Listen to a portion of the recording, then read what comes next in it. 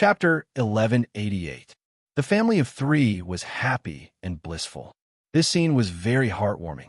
Both Xiaoding and Hao Lei felt that Lin Su had a hard time in the United States in the past 3 years. It was really hard for her to raise Yuan alone. Now the bitterness was over, and Qin Sheng really wanted to make it up to Lin Su. Yuan was also quite pitiful. She had never seen her biological father since she was born, which was a little cruel for a 2-year-old child. Now, the family of three was finally reunited, which was also what they wanted to see. After all, they had a close relationship with Song Ruyu and had a closer relationship with Lin Su. Other things were out of their control, so they left it to Qin Sheng. Before Qin Sheng and the others walked in, Xiaoding and Hao Lei quickly greeted them. Xiaoding went straight to Yuan and said, "Little Princess Yuan, did you miss Uncle Xiaoding?" In the past 3 years, Xiaoding had been to the United States many times, and there was a time when he stayed in Los Angeles for half a month. It could be said that he was very familiar with Yuan, and he would often video chat with Yuan, not to mention giving her gifts every few days. So the little girl especially liked Xiaoding. Yuan nodded cutely and said hello happily, "Uncle Xiaoding." Yuan's character was a bit like Qin Sheng's when he was a child. She was very easy to get familiar with, not so afraid of strangers, and also smart and obedient, so it was easy for people to like her. Hao Lei took the initiative to say hello to Lin Su. Now Hao Lei was more and more calm, far less reckless than when he first followed Qin Sheng. After all, he was now the person in charge of the Qin family in Shanghai. Bao Fan had been in this position for decades. How could Hao Lei not be careful? He was very clear that it was all because of his relationship with Qin Sheng that he was able to sit in this position. But if he did something else, it would be Qin Sheng who would lose face. Lin Su said with a smile, Yuan, say hello to Uncle Hao Lei." Yuan said obediently, "Hello, Uncle Hao Lei." Hao Lei showed an old father smile and said, Yuan is so good." Xiaoding, who was playing with Yuan, saw her hold her father tightly, so he deliberately teased, Yuan, let me hold you." This time, Yuan was not familiar with Xiaoding. Hearing this, she directly turned her head and held Qin Sheng's neck tightly, not looking at Xiaoding. Her meaning was self-evident. "Don't." Everyone burst into laughter. Qin Sheng touched his daughter's head dotingly. She was his biological daughter. Blood was thicker than water. No one could replace her. Lin Su could not help but laugh. She really did not expect that Yuan would be so affectionate to her father as soon as she saw him. Perhaps the thoughts that she had given to Yuan for such a long time had made Yuan wait for her father's love.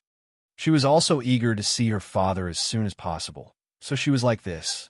Xiaoding said emotionally, "A biological father is indeed a biological father. Uncles like us can be laid off."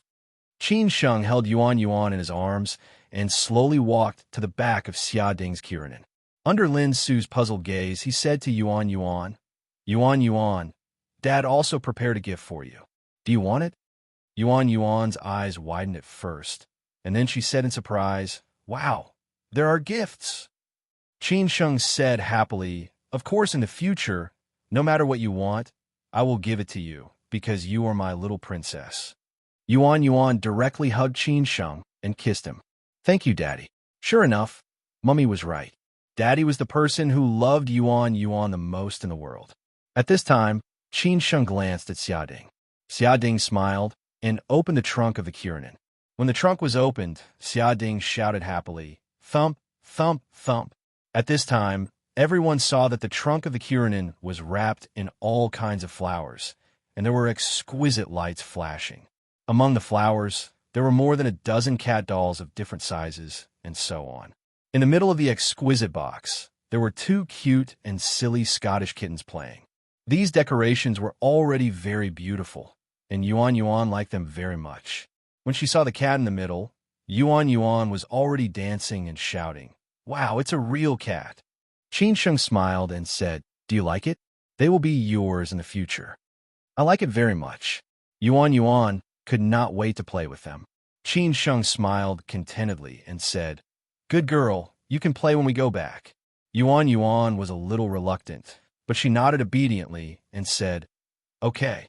At this time, Lin Su complained, "Don't spoil her too much.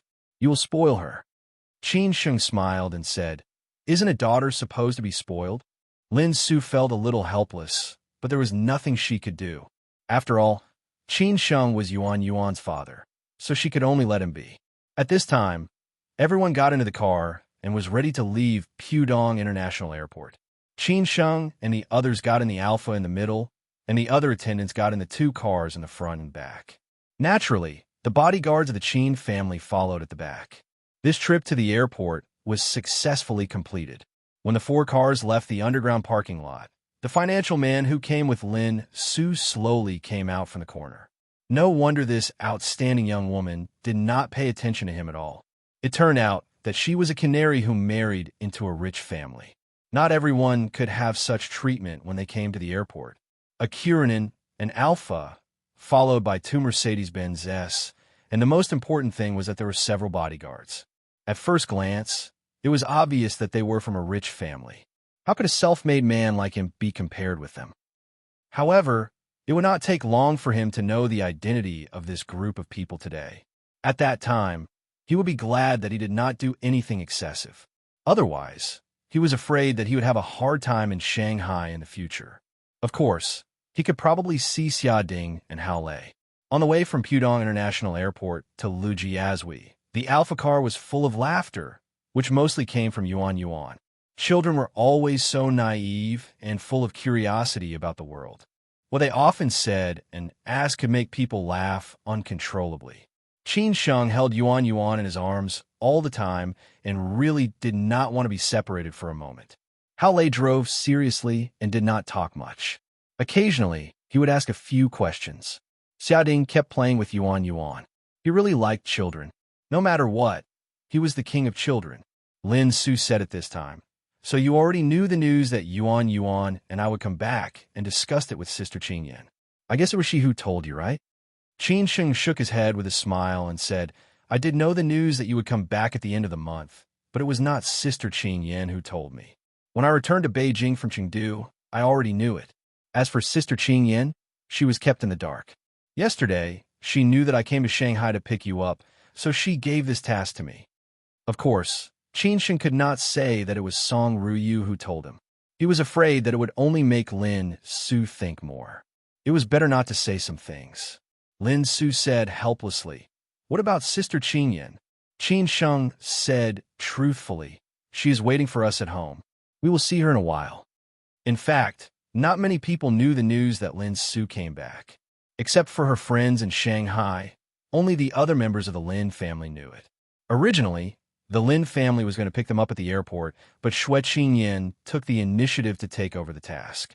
Unexpectedly, Qin Sheng finally showed up. Just now, Qin Sheng had roughly told Lin Su what had happened in the past 3 years. In fact, it was a long story. It was enough for Lin Su to know the general situation. They would have a lot of time to talk about the specific things later. Before coming to Shanghai, Qin Sheng had already made preparations. He had gotten the key to an old foreign-style house of the Qin family in Fuxing West Road, Suhui, and asked Hao Lei to find someone to clean the old foreign-style house. He bought all kinds of necessities, and so on. He even redesigned the security. It was not until then that Qin Sheng knew that the Qin family had 3 old foreign-style houses in Shanghai. This one was the largest one with the best environment. It was 3 times larger than Jiang Xianbong's old foreign-style house. It was said that the Qin family had spent more than 200 million yuan to buy it. It could be seen how rich the Qin family was.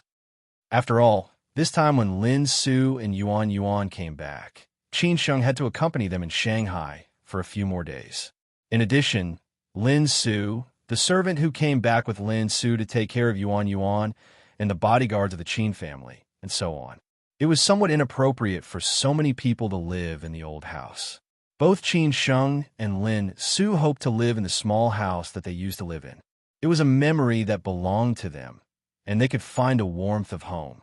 At this time, Xue Qinyan had already been waiting for Qin Sheng, Lin Su, and the others to come back in the garden of the old foreign-style house on Fuxing West Road.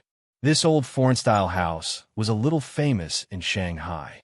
However, when it was sold at that time, no one knew who the buyer was. Xue Qingyan was also very curious about who was so rich. Could it be a financial tycoon or an internet nouveau riche? It was not until today that Xue Qingyan found out that it turned out to be the Qin family, which was a plutocrat. The Qin family was really rich, because such a house was the home she had always dreamed of returning to.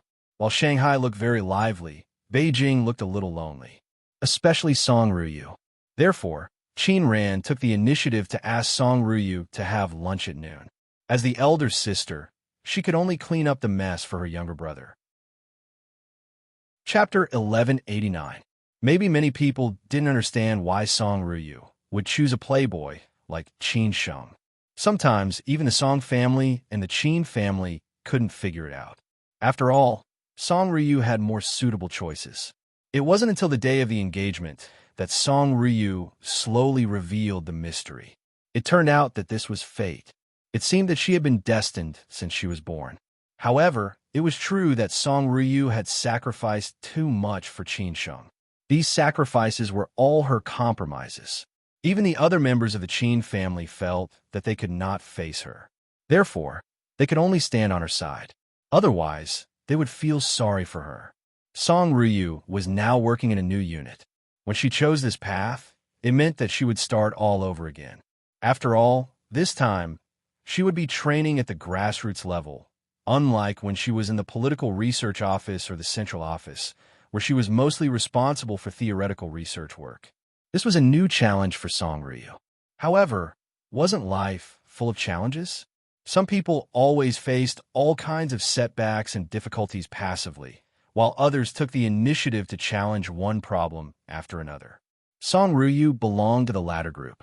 Song Ruyu wasn't working in a temporary position. She was starting over from the grassroots level. This had nothing to do with her amazing resume, but her new journey with her own mission. At least, Song Ruyu's teacher was full of expectations for her and wanted to see how far she could go. When Qin Ran called Song Ruyu, she just told her that she was passing by and that she would treat Song Ruyu to lunch at noon. If Song Ruyu was busy with work, it would be fine. If not, she could come out. In this way, it wouldn't be so deliberate. Song Ruyu had just been transferred here, so she was just familiarizing herself with the working environment. She hadn't started her work yet, so she came out during the lunch break. After all, Song Ruyu's identity was different. Qin Ran chose an ordinary restaurant at random, which would show that she didn't come here for a special purpose. When Song Ruyu arrived at the restaurant, Qin Ran had been waiting for more than 10 minutes. She wasn't in a hurry. Even if she had to wait for her sister-in-law, she could wait calmly. Qin Ran was very clear that Song Ruyu's life would become more and more brilliant. This was the consensus of the Qin family. Maybe one day, the Qin family would have to rely on her. Therefore, everyone in the Qin family cared about Song Ruyu very much. "Sister, why are you here today?" Song Ruyu asked casually after sitting down. Qin Ran picked up the menu with a smile and said, "A friend is going to invest in a project here, so she asked me to come over to help her check it out. You have started work, haven't you? It's time for dinner, so I came over to look for you. They are in the Bureau of Commerce." You know, I don't like this kind of occasion. Song Ruyu didn't think too much about it. After all, Qin Ran had a lot of friends. He had also made some achievements in this area. "There's nothing delicious here. Let's just make do with what we have," Qin Ran said with a smile and began to order dishes casually. Song Ruyu had no problem with that. For some delicate women, life required a sense of taste and a sense of ceremony. However, those were not what Song Ruyu pursued. After all, the things that other women pursued were easily attainable for her since she was a child. What she pursued was the realization of the value of life and the fullness of her spiritual world. After ordering the dishes, Qin Ran said with a smile, "Did Qin Sheng contact you these days? It's like setting a tiger free in the mountains after he went to Shanghai. He didn't even answer my calls. He must be fooling around with his scoundrel friends. You have to keep a close eye on him." Song Ruyu picked up the glass of water and thought about Qin Ran's words. She felt that something was wrong. Qin Sheng had gone to Shanghai for some business. How could his friends be scoundrel friends? Qin Ran had met all of them. How could Qin Sheng not answer her sister's calls? Therefore, Qin Ran's sister might not have passed by today by accident. She came here specially to look for her. Song Ryu immediately figured out why. She was such a smart woman. As soon as Qin Ran finished speaking, Song Ryu couldn't help covering her mouth and smiling. Although she had guessed what her sister wanted to say, Song Ryu still felt warm in her heart. At least her sister cared about her feelings. "Sister, do I look so mean?" Song Ryu chuckled. "You don't have to come here to comfort me." Qin Ran knew that Song Ryu had guessed what she wanted to say. She was somewhat embarrassed and sighed. "You know what I want to say? You're too smart. Sometimes it's not good to know everything, right?" "It's okay to know selectively," Song Ryu said. Since Song Ryu already knew, Qin Ran decided not to beat around the bush. She said directly, "Don't you feel uncomfortable? Obviously, you don't believe me even if I say no. In this world, no woman would be willing to share a man they deeply loved with another woman, right? Most of them make such a choice because they have no other choice. So do I," Song Ryu said unhurriedly. Qin Ran was a little ashamed. "Ryu, the Qin family is sorry." Song Ryu found it funny. "Sister, the Qin family is not sorry. Everyone treats me well. Didn't you come here to invite me to dinner? Besides, it's my choice, isn't it? You don't have to do this. In fact, no matter what choice you make, I will support you." Qin Ran comforted her. Song Ryu was silent for a moment and said, "Qin Sheng is the one who will be embarrassed. After all, some things have happened. If I do that, everyone will suffer in the end, won't they? Why'd I have to do this? Instead of this, I'd better take the initiative to make a compromise so that everyone can be happy. She is the woman Qin Sheng used to love, and she is also his flesh and blood. Even if I stop him, he can't refuse. If I do this, he would not be qualified to say anything in front of me in this life, right?" Song Ryu said it directly and straightforwardly, without hiding anything. In the end, she said that she, the biggest victim, was the biggest vested interest. She did this to make Qin Ran and the Qin family feel at ease, and she did not want others to feel wronged. Qin Ran really did not know what to say to Song Ryu. Song Ryu was too open-minded. Was it really okay? In the courtyard of the old foreign-style house on Fuxing West Road, Suhui, Shanghai, Xue Qingyan finally saw several cars slowly driving in from the gate. She stood up happily and walked slowly to the crowd. As soon as Alpha came to a stop, Yuan, who had already seen Xue Qingyan, broke free from Qin Sheng's restraint. While Qin Sheng was warning her to be careful, she jumped out and ran directly to Xue Qingyan, who was walking over. She shouted in a cute voice, "Sister Qingyan, Sister Qingyan." Qin Sheng, who had just gotten out of the car, was speechless. "What? I call her sister. Why do you also call her sister? What kind of seniority is this?" Qin Sheng looked at Lin Su, not knowing whether to laugh or cry. Lin Su smiled and explained, "Sister Qingyan asked her to call me that. As you said, it's different." Qin Sheng could only accept this fact. On the other side, Xue Qingyan had already held Yuan in her arms and kissed her pink little cheeks dotingly.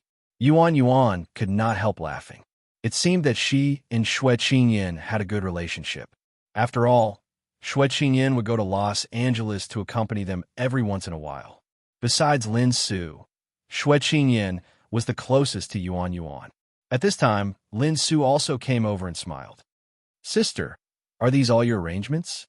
Xue Qingyan said lightly. "Is it a surprise? It's a gift for you to reunite with your family of three." "Sister, thank you," Lin Su said sincerely. Xue Qingyan laughed and said, "We are sisters. Do you need to be so polite?" On the other side, Xia Ding was sighing about the wealth of the Qin family. Such an old villa in Shanghai was now priceless. He did not expect that the Qin family had already stored one, which was almost the same as Shangshan Ruoshui Club. On the other side, Qin Sheng was about to ask everyone to go in, but suddenly he received a familiar call from Chun Beiwang from Beijing. Qin Sheng waved his hand to signal everyone to go in first. He walked aside to answer the phone. On the other side, Chun Beiwang said in a deep voice, "Young master, there is news that everything is ready and we can start. What do you think?" When Qin Sheng heard this news, his heart thumped. He suppressed the excitement in his heart and said, "I see. Wait for my news." It seemed that the plan to accompany his daughter for a few more days would be temporarily put on hold. Chapter 1190. To be honest, Qin Sheng didn't expect that things would progress so fast. It seemed that the arrival of the crisis had forced them to split up. Otherwise, everyone would have to pay for what Elder Long had done in the end. After all, they had supported Elder Long to do so for the sake of interests. Now, they went for wool and came home shorn. They didn't get any benefits, but suffered heavy losses. No one was willing to do that. After all, no place was a piece of iron, and a fortress would always be broken from the inside. It was the same for the Chong and family. Even if the Qin family was firmly controlled by the direct descendants, there were still so many problems in the end. Therefore, Elder Long's ending was understandable. Since Yang Yaozu and Feng Xiangru could take the initiative to find the Qin family, it meant that Elder Long had lost control of the internal affairs. Maybe the Qin family was also ready to take action, but they were not as powerful as Yang Yaozu and Feng Xiangru. Maybe they had been waiting and watching. Now Yang Yaozu and Feng Xiangru stood out. That was to say, everyone would give the wall a push when it was down. The most important thing was that the situation had already deteriorated, and the Qin family was under so much pressure from the outside. Everyone would make a choice. After Qin Sheng hung up the phone, he kept thinking about this matter. It seemed that it was time to end it. At this time, Hao Lei saw that Qin Sheng didn't come in, so he came out to find him. Seeing Qin Sheng standing there in a daze, he asked what happened. Qin Sheng shook his head with a smile and said, "Nothing. Let's go in." In the living room of the old foreign-style house, everyone was happy at this moment.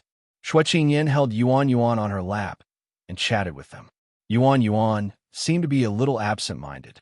She always struggled to get down, but she didn't dare to move too much. As soon as Qin Sheng rushed in, Yuan Yuan shouted, "Daddy." Qin Sheng walked over with a smile and picked Yuan Yuan up. "Baby, what's wrong?" Yuan Yuan pouted and said, "Where are the kittens?" Qin Sheng understood what was going on. It turned out that the little girl's mind was on the two kittens. After all, she loved kittens the most. Qin Sheng hurriedly asked the bodyguards to bring the kittens in from the trunk. After the two kittens were brought in by the bodyguards of the Qin family, Yuan Yuan focused all her attention on them. She squatted on the ground and stared at them cutely. The two kittens were only a few months old. Maybe they were a little afraid of strangers in a new environment. They lay on the ground motionless, and Yuan Yuan just stared at them. They stared at each other. Seeing this scene, Qin Sheng could not help laughing. This little princess was really interesting. Hao Lei and Xia Ding accompanied Yuan Yuan to play with the kitten. Qin Sheng walked over slowly and sat beside Lin Su to chat with Shui Qingyan. Shui Qingyan said sincerely, "I'm happy for you from the bottom of my heart to see your family of three reunited." Lin Su said gratefully, "Sister, if it weren't for your arrangement, we wouldn't have reunited so quickly. Thank you for taking care of me and Yuan Yuan for the past 3 years." Shui Qingyan shook her head and said, "We are family. You don't have to be so polite. I just want you to be happy in the future." In fact, Lin Su was very clear that Shui Qingyan liked Qin Sheng. She had asked Qin Sheng about it before. She had also asked Shui Qingyan when they were in Los Angeles. Qin Sheng's answer was more ambiguous than hers, but Shui Qingyan directly shook her head and denied it. Lin Su did not ask further. However, Shui Qingyan and Qin Sheng were very clear about this matter. Shui Qingyan did all this for Qin Sheng, but Qin Sheng did not know how to deal with this relationship, so he could only drag it on. Everyone had not eaten yet. They had been waiting for Lin Su and Yuan Yuan. Hao Lei had already arranged the kitchen to prepare lunch. After chatting in the living room for a while, they moved to the dining room for lunch. During the meal, Qin Sheng still held Yuan Yuan in his arms and fed her carefully. Lin Su was afraid that Qin Sheng would not be used to it, but Qin Sheng insisted on feeding her himself, as if he wanted to make up for what he had lost over the years. He did not want to be separated from Yuan Yuan for a moment. Anyone could see that he was a doting demon. It was estimated that if anyone dared to bully Yuan Yuan, Qin Sheng would definitely go berserk. After lunch, Lin Su and Yuan Yuan were a little sleepy because they had been on the plane for more than 10 hours. In the afternoon, the Lin family would come over, so Qin Sheng asked Lin Su to take the child upstairs to rest for a while. He would wake them up when the Lin family arrived. Xia Ding and Hao Lei also left after lunch. Lin Su and Yuan Yuan had just come back, so they must have a lot of things to do. They would come over when they were not busy. Xue Qingyan was not in a hurry to leave. The two sat in the yard, drinking juice and chatting. Xue Qingyan was very concerned. "How are you and Song Ryu recently? I heard that you are going to get married soon." "Yes, they're choosing a suitable date before New Year's Day." Qin Sheng did not hide anything in front of Xue Qingyan and said bluntly. Hearing this, Xue Qingyan said thoughtfully, "It won't be long." Qin Sheng did not speak. Xue Qingyan murmured, "That's it." Of course, Qin Sheng knew what Xue Qingyan meant. He whispered, "That's the only way." From the beginning to the present, Xue Qingyan could understand what Qin Sheng did, but she had always been on Lin Su's side. What about Lin Su and Yuan Yuan? Although they are back now, do they have to live like this forever? Xue Qingyan asked. Qin Sheng thought for a moment and said, "Song Ryu knows about Yuan Yuan's existence and has acquiesced to it. As for the future, let's talk about it later. I don't have the ability to change this situation now. Song Ryu knows?" Xue Qingyan was surprised. Given Song Ryu's strong character, if she knew, how could she allow this kind of thing to exist? How could she continue to marry Qin Sheng? Therefore, Xue Qingyan was a little confused. What was going on? Qin Sheng explained truthfully, "Of course she knows. The first person to tell me that Lin Su and Yuan Yuan will return at the end of this month was Song Ryu. She also knows that I will come to Shanghai to meet Lin Su and Yuan Yuan." Qin Sheng did not say the rest, nor did he think about these things. That was, if Song Ryu did not let him come to Shanghai, what should he do? At this point, Xue Qingyan did not know what to say. She really could not understand why Song Ryu did this. Maybe it was because she had never been in contact with Song Ryu and did not know her. In the end, Xue Qingyan could only sigh with emotion. Goddess Song is really Goddess Song. Although Xue Qingyan said so, she had to admire Song Ryu. At least in this way, Lin Su and Yuan Yuan would be in a better situation. In this way, Qin Sheng could see Yuan Yuan often, and Yuan Yuan would not have to live without her father anymore. After talking about these things, Xue Qingyan left the old foreign-style house of the Qin family. The old foreign-style house became quiet in an instant.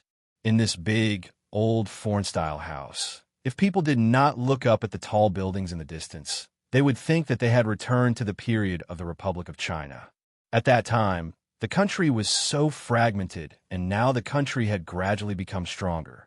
Therefore, back to what Mr. Ding said, advance and retreat with the country so that it can last for a long time. At about 5 o'clock, several cars suddenly drove to the door of the old foreign-style house of the Qin family. The bodyguards of the Qin family quickly went up to check. After all, they had not been informed in advance. Qin Sheng thought that it was someone else, and then he knew that it was the Lin family. Maybe Lin Su had told the Lin family the new address before going to bed, but she forgot to tell Qin Sheng. This was the first time for Qin Sheng to meet the Lin family after 3 years. 3 years ago, the accident happened because he went to the Lin family to worship Old Lady Lin and Lin Su's mother, which gave Senior Long a chance. As a result, Qin Sheng almost died in Ningbo. At that time, the Lin family bore a lot of pressure. After all, Qin Sheng died in Ningbo because of the Lin family. It was very likely that others would blame the Lin family, and the Lin family would pay a heavy price in the end. At that time, Ningbo was like a dark cloud hanging over the city. The Qin family, the Zhu family, and the Song family all sent people to Ningbo, and many people exerted pressure on Ningbo. But in the end, they did not find Qin Sheng. At that time, the Lin family had been disheartened and had made all kinds of preparations.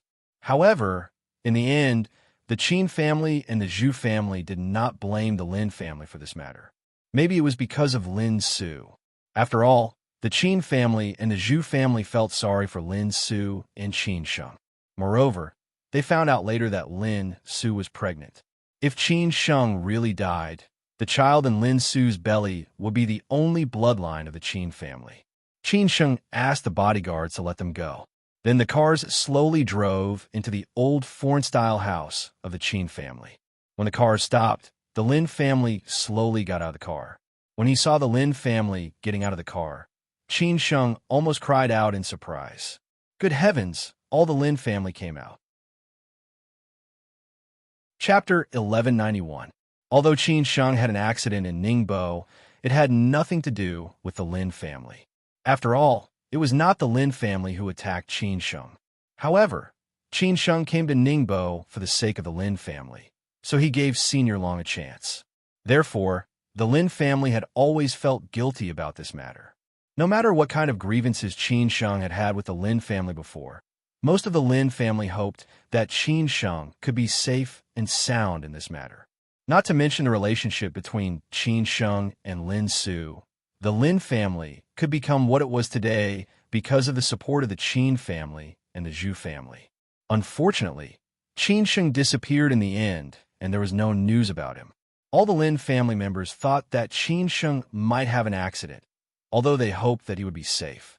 3 years had passed, and the Lin family had no doubt about it. They had comforted Lin Su many times, but no one expected that Qin Sheng would suddenly come back one day. All the Lin family members thought it was fake news, but it was Lin Su who told them the news in person. They thought that Lin Su would not lie to them. Lin Su also told them that Qin Sheng went to the airport to pick her and Yuan Yuan up in person today. Now she and Yuan Yuan were also with Qin Sheng. Even so, they still had some doubts. In the end, they had to come to see whether it was a rumor or the truth. At this moment, all the Qin family members finally believed what Lin Su had said was true. Lin Su did not lie to them, because Qin Sheng was standing in front of them at this moment. Although there were some differences between the current Qin Sheng and the previous Qin Sheng, he was the same person after all. They had to believe it. Lin Su and Yuan Yuan were probably still asleep. Qin Sheng did not want to disturb them, so he asked the servant not to inform them. When all the Lin family members got out of the car, Qin Sheng walked slowly to them with a smile. Although he had some conflicts with the Lin family in the past, the relationship between the two sides had obviously eased a lot after he went to Ningbo to see off old Madame Lin. Of course, Qin Sheng was talking about Lin Su's father, Lin Chongting. After all, Qin Sheng got along well with Lin Chonghe, Lin Yu, and Lin Zhe.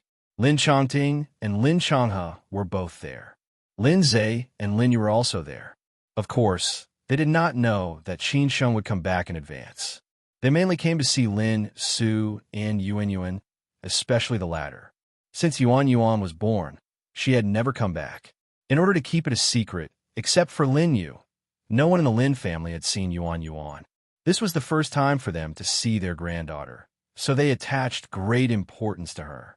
However, she did not expect that there would be an episode like Qin Sheng. It could be considered a coincidence. Lin Chongting and his wife, Lin Chonghe and his wife, Lin Zhe and his wife, as well as Lin Yu, all the members of the Lin family who were supposed to be here today had arrived. The rest of them were in Ningbo and could not come. Even if they were here, it was not a suitable day to meet them. When the two sides met, Qin Sheng smiled and greeted them politely, without any discomfort. On the other hand, the members of the Lin family were somewhat embarrassed to see Qin Sheng. Lin Chongting was as quiet as usual. He only nodded slightly, but at least he still had a smile on his face. Lin Chonghe said naturally, "I heard from Susu that you are back. At first, we didn't believe it. Now that we see you, we believe it." You, Lin Chongting and Lin Chonghe's wives asked with concern. "Qin Sheng, when did you come back? Why didn't you tell us? We have been worried about you for 3 years." "Exactly. Annie often prayed for you on Mount Putois. You're finally fine." The two women asked several similar questions, and Qin Sheng answered them one by one with a smile. Lin Yu pouted and said directly, "Brother-in-law, where have you been in the past 3 years? Are you trying to scare us to death?" Qin Sheng said with a smile, "I'm back now. It's all in the past. It's fine now. But you, little girl, have become more beautiful. It's time for you to get married, isn't it?" Hearing this, Lin Yu felt a headache and said, "Brother-in-law, why are you urging me to get married? You're so long-winded." Obviously, there was no more estrangement between them after this meeting. Maybe after such a long time, because many things had happened, those trivial things had gone with the wind. Lin Chang has said with a smile, Okay, let's go in and talk. Don't forget why you are here this time. Don't let our precious granddaughter wait for you." Lin Chanting asked at this time, "Where's Susu and Yuan?" Qin Sheng answered honestly, "They're a little tired after coming back, so I asked Susu to take Yuan to have a rest. Let's go in and sit down. I will go upstairs to call them." Lin Chanting's wife said in a hurry, No, we are not in a hurry. We're back now. Let's talk about our own things and wait for Susu and Yuan to wake up." In the past, Lin Chanting's wife treated Lin Su like a stepmother. But now Lin Chanting cared for Lin Su 100 times more than Lin Su. The other members of the Lin family also attached great importance to Lin Su. After all, Lin Su held the largest share of the Lin family, was Qin Sheng's daughter, and gave birth to a child for the Qin family. As long as one was smart, he would know what to do. Everyone walked into the old foreign-style house of the Qin family with a smile. Lin Chanting's wife could not help but whisper, "Does such a beautiful old foreign-style house also belong to the Qin family? Such a big old foreign-style house must be worth a lot in Shanghai. Especially now it is priceless." But it made sense. The Qin family was a big family and had a big business. It was not easy for the Qin family to buy a house that others could not afford. After entering the old foreign-style house, Qin Sheng asked the servants to serve tea and serve the members of the Lin family. He slowly walked upstairs to the master bedroom. In order not to wake Lin Su and Yuan up, he tiptoed carefully. However, when he entered the room, he found that Lin Su had already woken up, but Yuan was still sleeping soundly. Qin Sheng hugged Lin Su from behind and whispered in her ear, "Why don't you sleep a little longer?" Lin Su touched Qin Sheng's cheek with the back of her hand and said gently, "There is such a big noise outside. It must be Dad and Uncle. But this little girl is sleeping too soundly. I am thinking about how to wake her up." Qin Sheng thought for a while and said reluctantly, "Let her sleep a little longer. Dad and Uncle have not seen Yuan yet. It is not good to let them wait for too long, is it?" Lin Su frowned slightly. After all, they had been waiting for this little princess to come back. Qin Sheng thought about it and agreed. Everyone was here for Yuan. He had thought too much. If he had married Lin Su, Yuan would have been the princess of the entire Qin family. After all, she was the first child of the 4th generation of the Qin family. Who wouldn't like her? Just as they were discussing what to do, Yuan suddenly murmured, "Dad." Qin Sheng thought that the little girl had woken up. He bent over in a hurry and said, "Daddy is here." Only then did he realize that the little lass had not woken up at all. She was only calling for her father in her dreams. This scene made Qin Sheng, the old father, feel touched. Right at this moment, perhaps because Qin Sheng's movements were too loud, Yuan suddenly opened her eyes. A pair of big watery eyes stared at Qin Sheng, and 2 lines of tears flowed out inexplicably. Just when Qin Sheng and Lin Su were both puzzled and thought that Yuan was having a nightmare, Yuan suddenly opened her eyes. Yuan said aggrievedly, "Daddy, don't leave me, okay?" Hearing this, Qin Sheng's heart broke at this moment. It seemed that it was not enough even if he gave the whole world to his daughter. Lin Su, who was next to him, was so moved that her eyes turned red. This little girl was so heart-wrenching. After a few seconds, Qin Sheng came to his senses and slowly picked up his daughter. "No, I will never leave Yuan." After comforting the little girl for a while, Qin Sheng handed her over to Lin Su. After Lin Su woke her up a little, she told her grandpa, grandma, uncle, and auntie were here. She had always wanted to see them. "Get up quickly." Yuan was not angry when she got up. She obediently followed her mother to wash up. This little girl had been so obedient since she was a child, just like Qin Sheng and Lin Su. Maybe this was heredity. Qin Sheng left the room and went back to the living room. The atmosphere in the living room was very lively. All the members of the Lin family were chatting happily, and the topic was naturally Lin, Su, and Yuan Yuan. At this time, the table in the living room was full of all kinds of gifts prepared by the Lin family for their granddaughter. It seemed that everyone had prepared a gift, and there were also gifts sent by those who had not come yet. When Qin Sheng came out, Lin Yu couldn't wait to ask, "Brother-in-law, is Yuan Yuan up?" Lin Changhe laughed and said, "This child, we are not anxious. Why are you so anxious? Let Yuan Yuan sleep a little longer." Lin Yu muttered, "I haven't seen Yuan Yuan for several months. Isn't this like her?" Seeing this, Qin Sheng didn't know whether to laugh or cry. She woke up. She is washing her face now. She will come down soon. Hearing this, everyone's faces lit up with joy. They were all filled with anticipation. A few minutes later, when Qin Sheng was chatting with Lin Zhe, someone shouted. Everyone's attention was on the stairs. They saw Lin Su holding the little princess in a gray fairy dress and walking down slowly. She had a pink smiling face and big watery eyes. Who wouldn't like such a beautiful little princess? When they saw the little princess, who they had been thinking about day and night, they all stood up to greet her.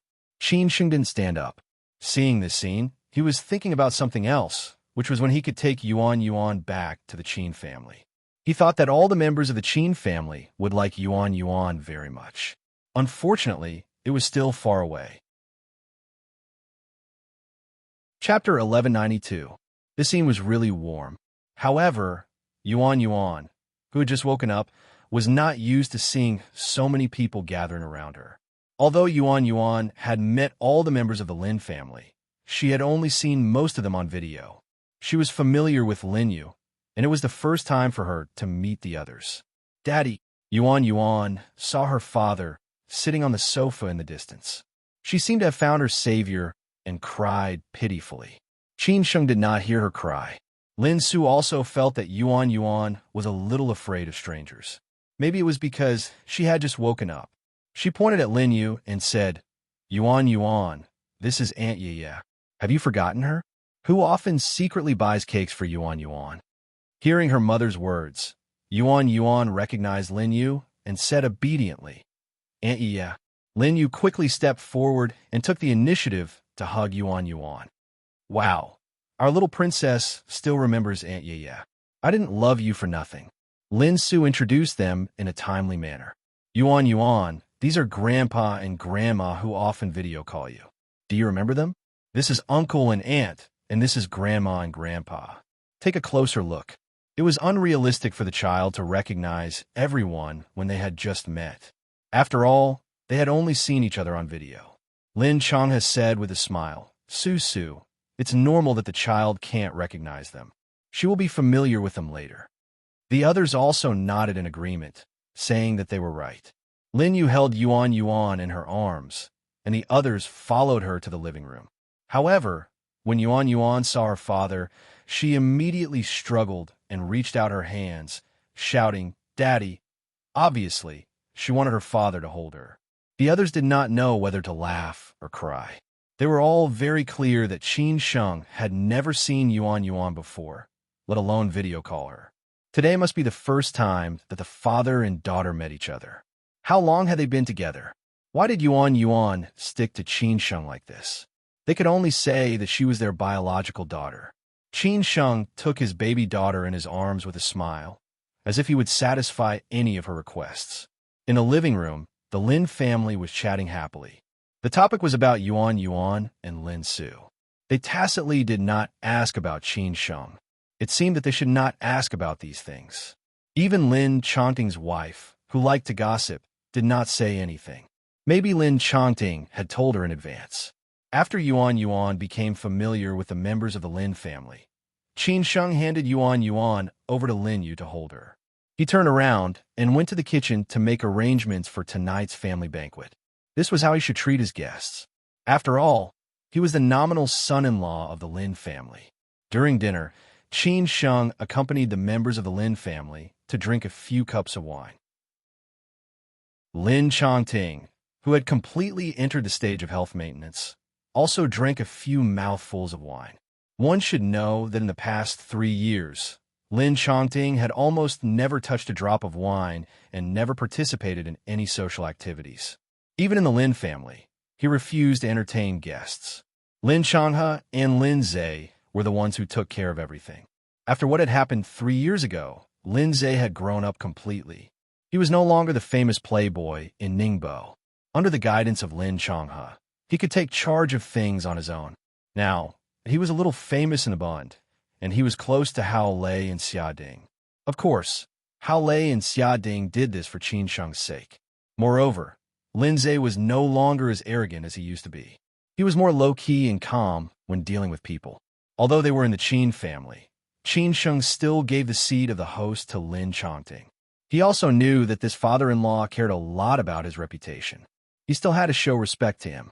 Moreover, Qin Sheng had long been indifferent to what had happened in the past. Qin Sheng and Lin Su sat on the left side of Lin Changting, while Lin Changhe and his wife sat on the right side. Lin Su held Yuan Yuan in her arms. This little girl was very quiet when she was eating. However, the way she ate was a little unladylike. She had completely inherited Qin Sheng's style of eating like a whirlwind. When they were almost done, Qin Sheng took the initiative to propose a toast to Lin Changting and said, "Uncle Lin, I was frivolous and ignorant in the past. I did some things too much. I hope you won't bear it in mind." After 3 years of settling down, Qin Sheng had become indifferent to many things. He no longer felt that some things were so important. It was already the biggest luck for him to be alive. This was the first time that Qin Sheng had such an attitude in front of Lin Changting, which made Lin Changting's face turn red. He didn't know what to say at that moment. He had no choice but to raise his head and finish the wine in his glass. After that, he said, "Qin Sheng, I don't blame you for what happened in the past. I was too arrogant. It was Susu's greatest happiness to be able to meet you, but I obstructed you in every way and let you go through so many hardships. Moreover, if it weren't for what happened in the past, I wouldn't be so relaxed now. Sometimes when I think about it, it's quite shameful. As an old man who has lived for most of his life, it seems that I still don't understand life as well as you, a young man." This was also the first time that Lin Changting and Qin Sheng had been honest. Qin Sheng had thought that this father-in-law of his would not say such words to him. He didn't expect that he would treat him sincerely today. Or maybe it was because of the wine. "The biggest regret in my life is that I let Susu and her mother down. Without you, I wouldn't have woken up, an old stubborn man like me. I owe Susu too much.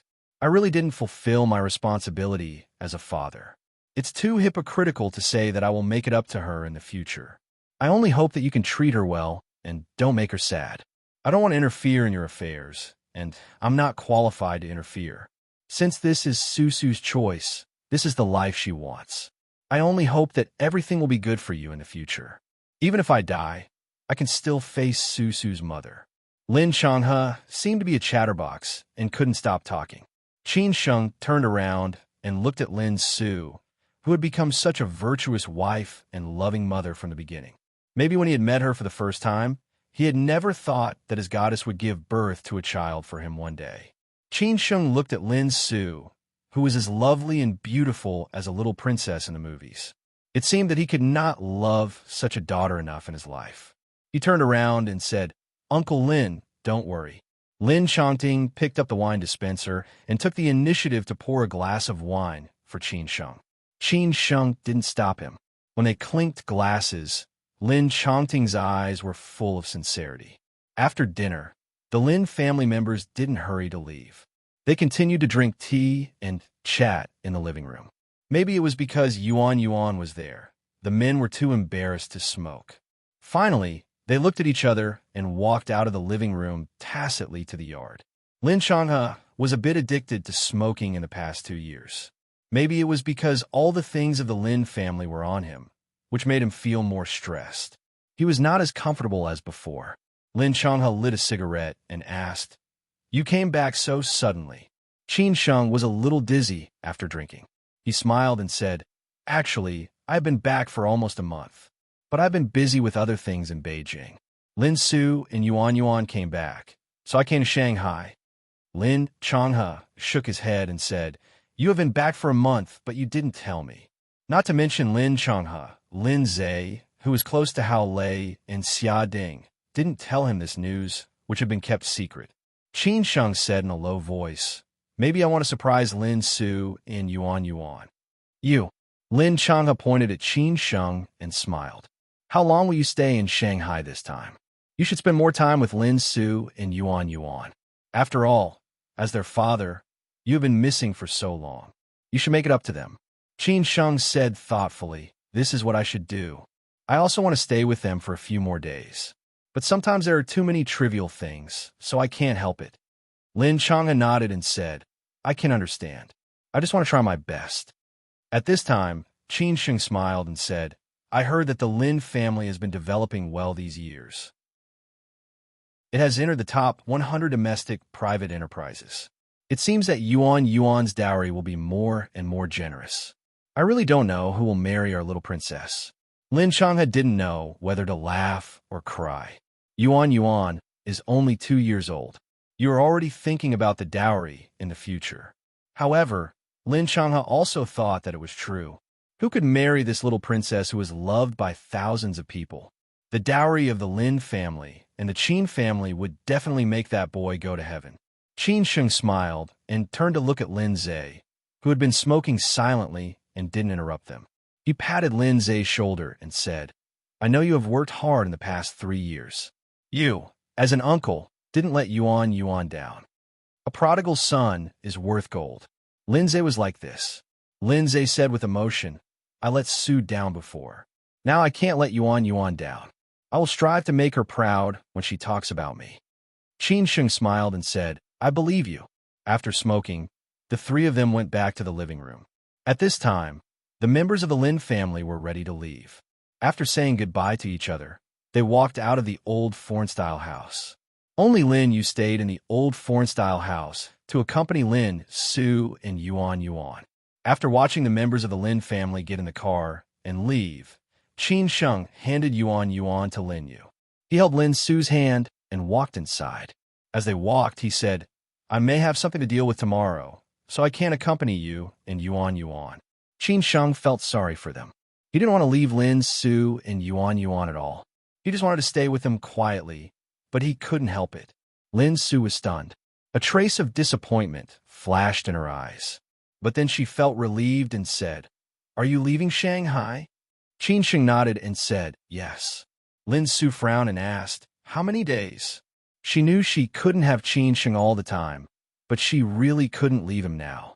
Qin Sheng thought for a while and said, "Maybe 1 day, maybe 2 or 3 days.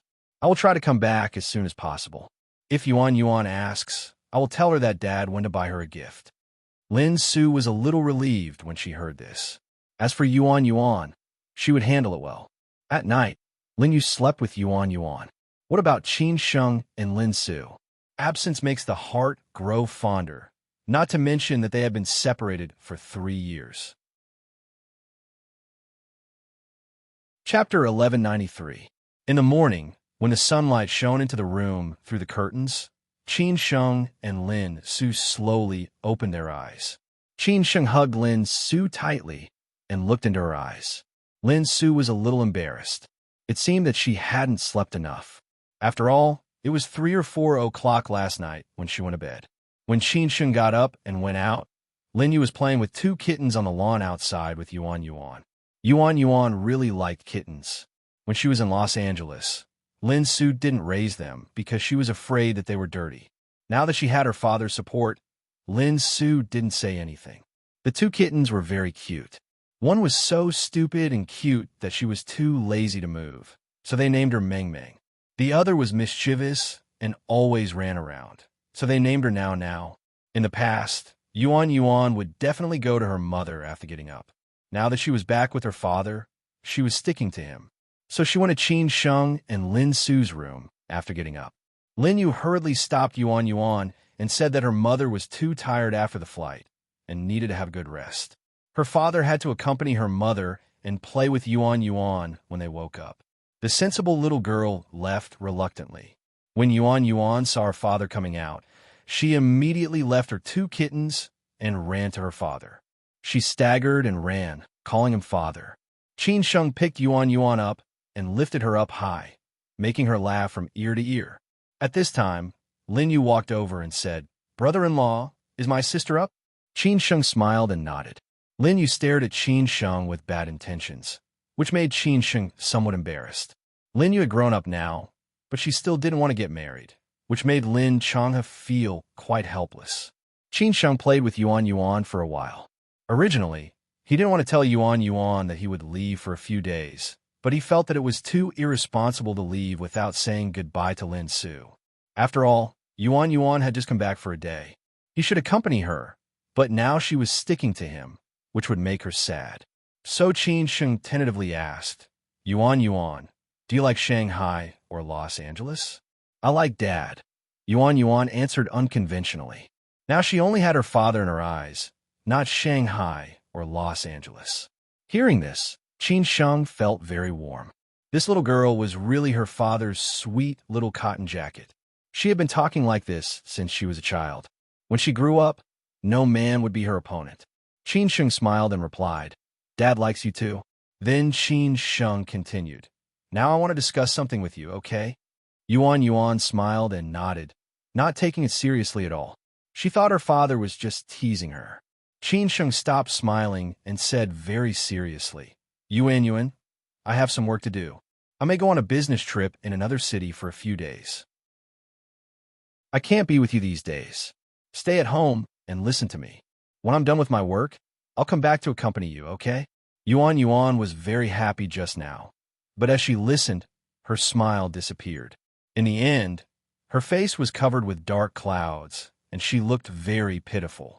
Tears were about to flow out of her big, watery eyes. Qin Sheng comforted her in a hurry. Baby, what's wrong with you? Daddy will be back soon. I'll bring you a gift, okay? Hua Qin felt. Sheng was his eyes. Qing's Qin Hua. He felt he. To see what Eddie felt. Qing, he saw what? Qin is Sheng. Lin saw. Qin Lin and saw Sheng to see Sheng's Lin. He wiped away his daughter's tears and said, You are my daughter. I don't want you. Besides, Yuan is so obedient. How can Daddy not like her? I will be back in a few days. Yuan stared at her father for a long time with her watery eyes and said doubtfully, Really? Of course. If I lied to Yuan, I would be a puppy, Qin Sheng said seriously.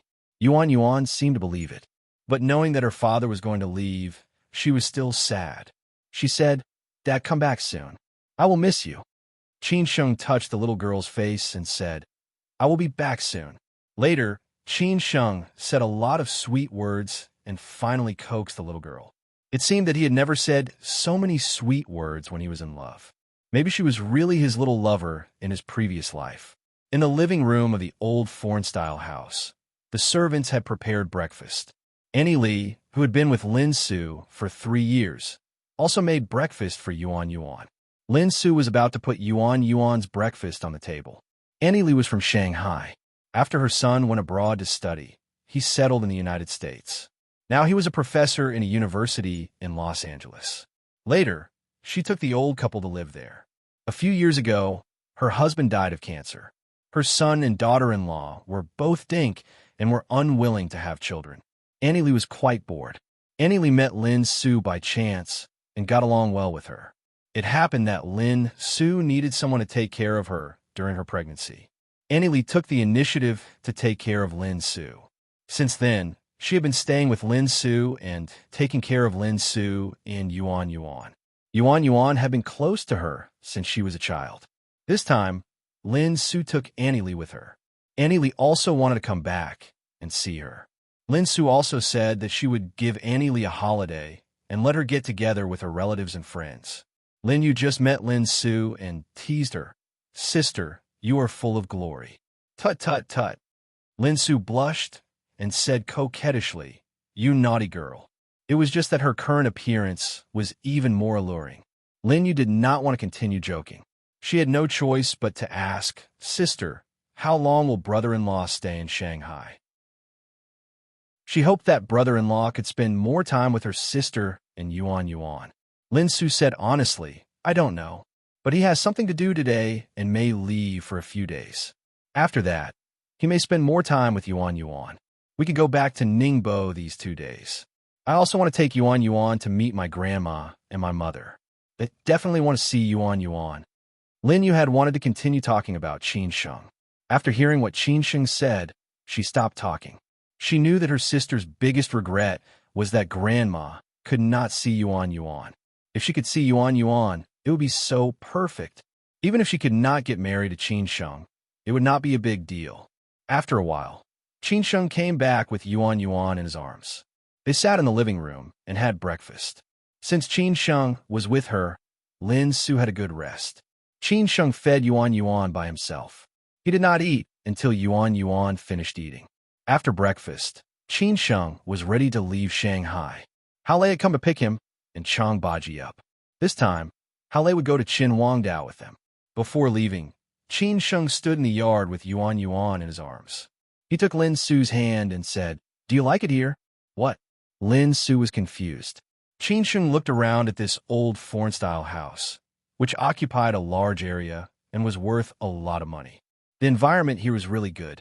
He smiled and explained, "I mean this old foreign-style house." Lin Su was still confused. She said, "I like it. What's wrong?" Qin Sheng said bluntly, "It's yours from now on." Lin Su was a little surprised when she heard what he said. She was very clear about the value of this old foreign-style house. It was not an ordinary old foreign-style house. An old foreign-style house with such an area was priceless now. No matter how stupid Lin Su was, she could understand what Qin Sheng meant. She shook her head and chuckled. "What I want it for?" Qin Sheng could tell that Lin Su wanted to refuse him in a euphemistic way. He had no choice but to say, "This is the idea of our family. You'd better not refuse it. Otherwise, I will not be able to explain to them when I go back. Just take it as a gift for our daughter." Qin Sheng was right. This was indeed the idea of the Qin family. It could also be regarded as a gift for Yuan Yuan. Lin Su found it funny. "Compensate me?" Qin Sheng sighed. "Just take it as a gift. After all, I'm sorry for you." Lin Su said, quite seriously, "I'll accept it. But there's nothing to be sorry about. I just want to do it." At this time, Hao Lei had arrived. Lin Su smiled and said, "The car is here.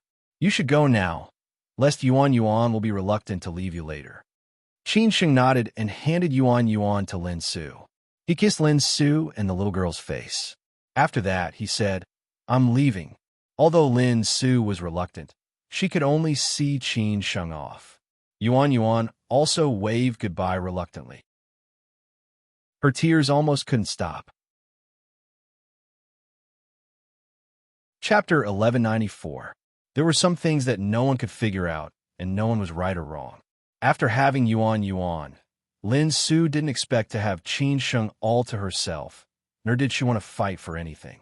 As long as Qin Sheng could accompany her and Yuan Yuan occasionally, that was enough. After Qin Sheng left, Lin Su held Yuan Yuan in her arms and didn't leave in a hurry. She glanced at the old foreign-style house casually. Even though it was worth hundreds of millions, Lin Su didn't feel anything. These things were just floating clouds to her. "Sister, what are you thinking about?" Lin Yu walked over and asked calmly. Lin Su said, half-jokingly, "I'm thinking about when you'll get married. You must be very beautiful by then. I don't have such extravagant hopes in this life." "Sister." Lin Yu knew that her sister might be a little sad because of her brother-in-law's departure. She didn't know how to comfort her, so she just held her sister gently. Life was destined not to be perfect. Everyone would have regrets in their life, including Lin Su. Qin Sheng was on the way to the airport now, but he didn't think about these problems. He was thinking about Qin Wangdao. Although there was no danger in this trip, he knew from Qin Beiwang that Feng Xiangru and Yang Yaozu had arranged everything. However, Qin Sheng, who had suffered a few losses, didn't dare to be careless anymore. No matter what he did in the future, he would be very careful. He couldn't make the mistake in Ningbo again, so that he almost died in Ningbo and finally came back after missing for 3 years. Qin Sheng went to Qin Wangdao with Hao Lei and Chang Baji. Hao Lei had arranged everything in Shanghai, so there was nothing important for him to worry about. Moreover, Bao Fan, who had retired behind the scenes, was secretly watching over them. The most important thing for the Qin family now was to solve the problem of Elder Long, and then solve the problems left by Qin Chang'an. Qin Beiwang has arrived at Qin Wangdao. He will go to the airport to pick us up, Hao Lei said in a low voice. In the past 3 years, he was familiar with Chun Beiwang. Chun Beiwang contacted him directly for many things. It could be seen that Mr. Gong's son thought highly of Chun Beiwang, and Hao Lei admired this man very much. It could be said that Chun Beiwang's character was the second Mr. Gong's son. It was just that Mr. Gong's son had followed Qin Chang on for so many years. Chun Beiwang and Qin Sheng had not reached that level of trust yet. Hao Lei was not envious of Chun Beiwang, because he was destined not to become someone like Mr. Gong's son. He was still very clear about his own ability and position. Qin Sheng asked thoughtfully, "Did Feng Xiangru and Yang Yaozu come to Qin Huangdao?" Of course they came. If they didn't come, it would be more or less uncertain, Hao Lei said truthfully. When it was time to call Qin Sheng brother, he would call him brother. When it was time to talk about business, he would talk about business. Hao Lei had already switched between the two. If Qin Sheng had not brought him from China to Shanghai, how could he have the status and achievements he had today? How could he have married a beautiful wife like Han Bing? Perhaps now he would be working an ordinary job in Xi'an or running a small business. He would have found a woman whom he did not dislike or like so much to marry. Therefore, Hao Lei could give his life to Qin Sheng or give up everything he had now. Qin Sheng thought for a moment and said, "Then let's talk about it when we meet them." There was a direct flight from Shanghai to Beidei Airport in Qin Huangdao. Hao Lei had already arranged it. There was not much to do on the way. After Qin Sheng boarded the plane, he slept. After all, it was really late last night. When he was at the airport, Qin Sheng called Qing Er. He told her that he would be away for a few days and that he would look for him when he came back.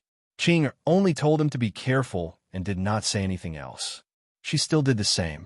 When Qin Sheng and Chun Beiwang arrived at Qin Huangdao, Chun Beiwang was already waiting for them. In order to keep his secret, Qin Sheng left through the VIP exit. After all, this trip to Qin Huangdao had a strong purpose. It was better to keep a low profile. On the way to the airport, Chun Beiwang sat next to Qin Sheng. In front of him were Chang Baji and Hao Lei.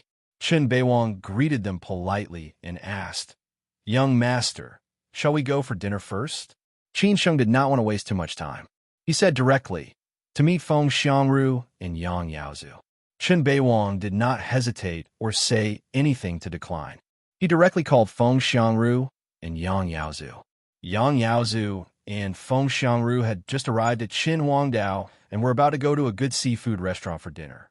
They did not expect that Qin Sheng would want to meet them as soon as he arrived at Qin Huangdao. They had no choice but to let Qin Beiwang take Qin Sheng to the seafood restaurant directly. It was a good way to welcome Qin Sheng.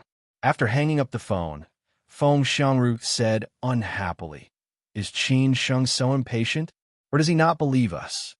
Yang Yaozu did not analyze it. He just said calmly, "Who cares? Since he wants to meet us, we'll meet him. It's not a big deal. Since we dare to come to Qin Huangdao, why should we be afraid that he won't believe us?" Feng Xiangru said sincerely, "This guy is not generous enough. He is not as mature as his father. Master Qin is the real generous one. Although we don't have much contact, I still admire him." It had nothing to do with other people or things, but he admired Qin Chang'an. Feng Xiangru lived in the big circle of Sijia City, so he knew Qin Chang'an better. However, they were not in the same circle. Moreover, he was not qualified to drink with Qin Chang'an, so they did not have much contact. Yang Yaozu said happily, "Lao Feng, times have changed. What Qin Chang'an did in that era is outdated. Maybe what Qin Sheng did was right. It's not a bad thing to be careful. You and I have to do things like this in the future. Who knows where the trap is?" Feng Xiangru said disapprovingly, "Lao Yang, you are too cautious." Yang Yaozu laughed and did not say anything more. There was a seafood restaurant near the sea near Beidei. The ingredients here were the freshest every day. Although it was not a high-end restaurant, it was famous for its good taste. There were always many repeat customers. However, this place was far away from the city. It was already lunchtime, so there were not many people. The owner of the restaurant and Yang Yaozu were friends, but not in business or anything else. They became friends because they met by chance in the past. Since then, every time Yang Yaozu came to Beidei, he would come here to have a meal. The owner was a charming woman who was well taken care of. Ordinary people could not tell her age. No wonder Feng Xiangru secretly said a few words to Yang Yaozu. "Is this your lover?" Yang Yaozu was not a lecherous person. He was really friends with the owner. These years, he had seen too many people fall into the trap of women.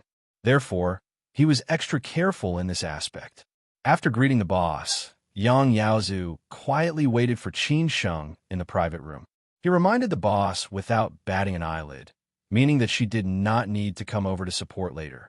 When she was free, she would look for her for a drink or two. The owner knew that Yang Yaozu was not an ordinary person. Once when Yang Yaozu came to Beidei, he brought her to a dinner party. At the dinner party, a leader of Qin Huangdao City that he knew sat at the last seat. It could be seen how powerful Yang Yaozu was. Soon, they arrived at the seafood restaurant. After all, Qin Huangdao's Beidei airport was in Beidei district. It was not far from the airport. Yang Yaozu's driver took them upstairs. Qin Sheng only brought Chun Beiwang, Chang Baji, and Hao Lei. The rest of them ate downstairs as usual. Even if something happened, they could rush over immediately. When Qin Sheng went upstairs, the owner, who had been waiting in the hall, saw him. Although she would not disturb Yang Yaozu, she was still curious about what kind of guest Yang Yaozu was going to greet. She did not expect it to be a young man.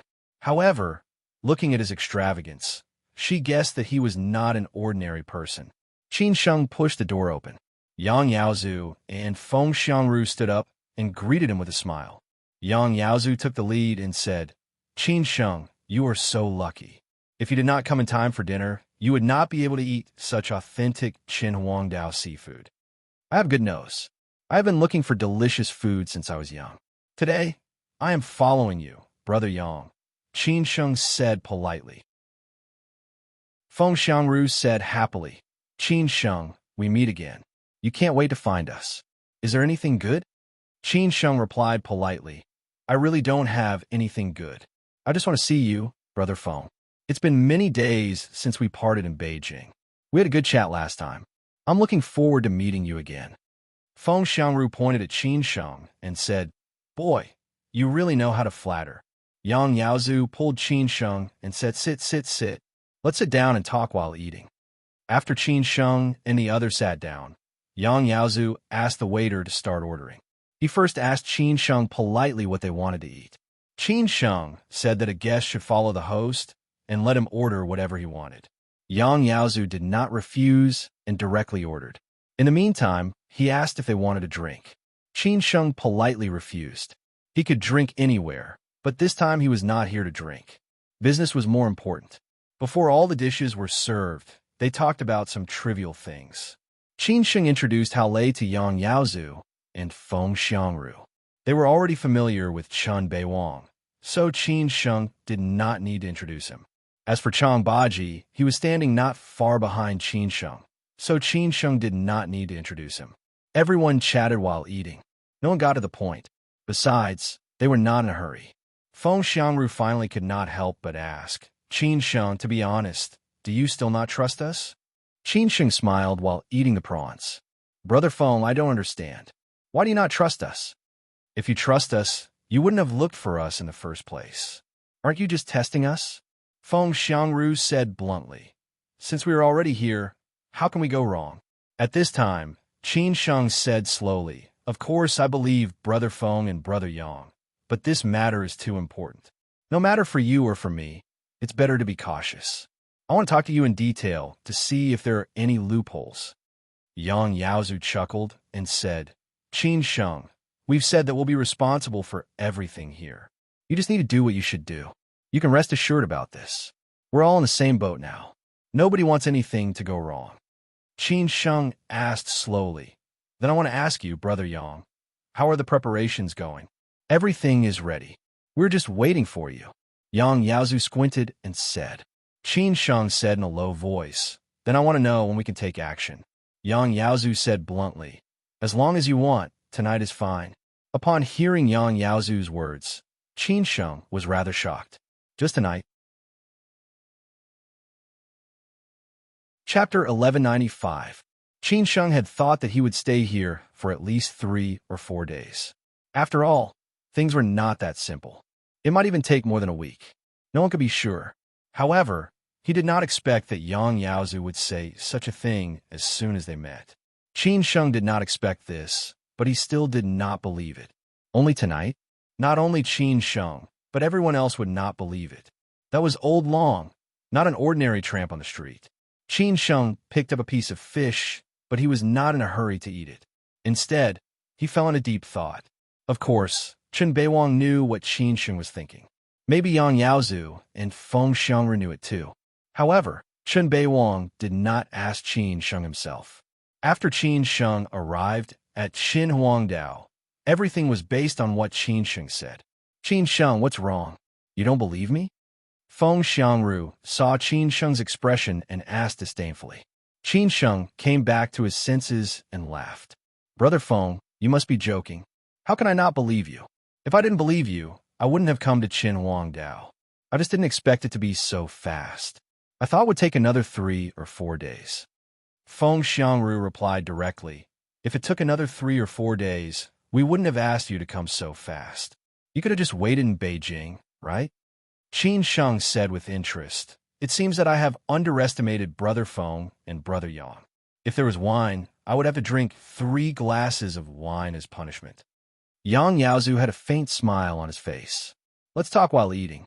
Don't wait for the food to get cold. You can't find another seafood restaurant in Qin Huangdao. I come here every time I come to Qin Huangdao. Let's eat. Qin Sheng and the others were indeed a little hungry. Their chopsticks flew. After eating a few mouthfuls of food, Yang Yaozu continued, This is a big deal for you, and it's also a big deal for us. If we fail, you won't suffer any loss. After all, we've been fighting with Elder Long for the past few years, and we'll be punished. So without a perfect plan, we dare not take action. Qin Sheng nodded. That seems to be right. You must be wondering why it's so fast. I can only use an old saying to explain it. The world has suffered for a long time, and we've also suffered for a long time. In the past few years, Elder Long's words carried enormous weight, and no one dared to object to any of his decisions. That's why we fought with you for so long and lost a lot of benefits, explained Yang Yaozu. Feng Xiangru waited for Yang Yaozu to finish speaking before he added, but it's different now. Elder Long is already at the end of his days. Everyone's opinions of him are getting stronger and stronger. Not only do we have strong opinions, but other people also have opinions. However, no one dares to voice out their anger. Only after we rise up did they dare to go along with us. That's because everyone wants the old man to die. After hearing what they said, Qin Sheng finally understood what was going on. It seemed that their previous analysis of the internal affairs of Elder Long was still too conservative. They did not expect that the internal affairs of Elder Long's side had long been broken. Otherwise, Yang Yaozu and Feng Xiangru would not have settled this matter so easily. I see. Anyway, it's Brother Yang and Brother Feng's ability. I have to rely on you in the future. Qin Sheng smiled and complimented them. Feng Xiangru said with some disdain, Young Master Qin, you are the young master of the Qin family. We should rely on you. I hope we can cooperate more in the future. After all, without Old Long, there are still benefits, right? Qin Sheng laughed and said, Of course, let's make money together. Let's eat. Let's talk about this later, Yang Yaozu said to everyone. They had talked about what they should talk about today. What was left for them in Qin Huangdao was to eat, drink, and have fun. As for other things, they would let Qin Sheng handle them. They would not overstep their boundaries. After dinner, Yang Yaozu and Feng Xiangru wanted to invite Qin Sheng to the tea house for tea, but Qin Sheng politely refused. He didn't have so much to say. It was better to be alone than to talk with these two old foxes. On the way back to the villa arranged by Chen Beiwang, Qin Sheng asked with interest in the car, if we really cooperate with Yang Yaozu and Feng Xiangru, who do you think is more suitable to be our partner? Of course, Qin Sheng threw this question to Chen Beiwang and Hao Lei. Chang Baji would not answer these questions, and these things had nothing to do with him. Qin Sheng would not ask this question for no reason, so Hao Lei and Chen Beiwang both fell into deep thought. After a long time, Hao took the lead and said, "I think it's Yang Yaozu." "Why?" Qin Sheng replied. Hao slowly explained. Yang Yaozu was born in an ordinary family. It was not easy for him to get to where he is today. He'll be extra careful and cherish it more. After all, he doesn't have so much resources and strength. Feng Xiangru has the Feng family behind him, so he doesn't need to cooperate with us. Moreover, Yang Yaozu is more sophisticated and reliable. Feng Xiangru has a bad temper, so he will easily ruin things. Qin Sheng did not say anything after hearing this. He turned to Chen Beiwang and said, "Brother Chen, what do you think?" "I think it's Feng Xiangru," Chen Beiwang said honestly. Qin Sheng laughed and said, "Then why do you think?" "It's because of Feng Xiangru's background that it's more suitable for us to cooperate with them. If we can cooperate with them, it's definitely not an ordinary business. Feng Xiangru can get shade from a big tree, and he has more autonomy. But Yang Yaozu is different. He will be careful in everything, but he will not dare to let go. Moreover, he will be more restrained. After all, he is not Feng Xiangru. Moreover, Yang Yaozu is also very sophisticated. The more sophisticated a person is, the more careful we have to be," Chen Beiwang said. Mr. Gong's son had taught him many things. For example, when the social class became more and more rigid, the upward passage became smaller and smaller. If ordinary people wanted to climb up, they could only take risks out of desperation so that they could fight against others. Take Yang Yaozu, for example. Every choice he made was like walking on thin ice. If he made a wrong choice, he would lose everything. Because of these years of experience, he had determined his style of doing things. But the elite class was different, especially at Feng Xiangru's level. They paid more attention to harmony and sharing benefits. They did not want to take risks, but only seek stability and reduce risks to the greatest extent. In this way, over the years, compound interest would be the most terrible existence. For example, if an ordinary person only had 10,000 yuan, he would want to use 10,000 yuan to fight for 100,000 yuan. Then he would take the risk of 100,000 yuan. But if you had 10 billion, if you had to choose between 1 billion and 100 million, you would definitely choose the one with the least risk and not the one with the most money. After Hao Lei and Chen Beiwang finished talking, they both looked at Qin Sheng, waiting for him to reveal the mystery. Qin Sheng said with a smile, "I choose Feng Xiangru." Chen Beiwang was calm after hearing this, without any complacency. Hao Lei was a little embarrassed, but he did not feel ashamed. Instead, he asked eagerly why. Qin Sheng said, "Although Brother Chen made the right choice, it's only half right. You only see when we cooperate to make money, but never think that when we cooperate to lose money or get into trouble, Yang Yaozu will definitely run faster than Feng Xiangru, and he is most likely to betray us. Since Feng Xiangru is based in Beijing, he will not do this unless he has no other choice. Do you understand?" Hao Lei instantly understood and said, "Yes, I understand." Chen Beiwang also nodded silently. It seemed that he had a lot to learn. It was true that people stood at different heights and looked at problems differently. After resting for a while in the afternoon, Qin Sheng went to the seaside for a walk. There were not many people by the seaside. Qin Sheng walked while calling Song Ruyu. Song Ruyu did not answer the first time he called, but she called back soon. Song Ruyu had thought that Qin Sheng was still in Shanghai. It did not occur to her that he had arrived at Qin Huangdao. She did not ask why Qin Sheng was in Qin Huangdao.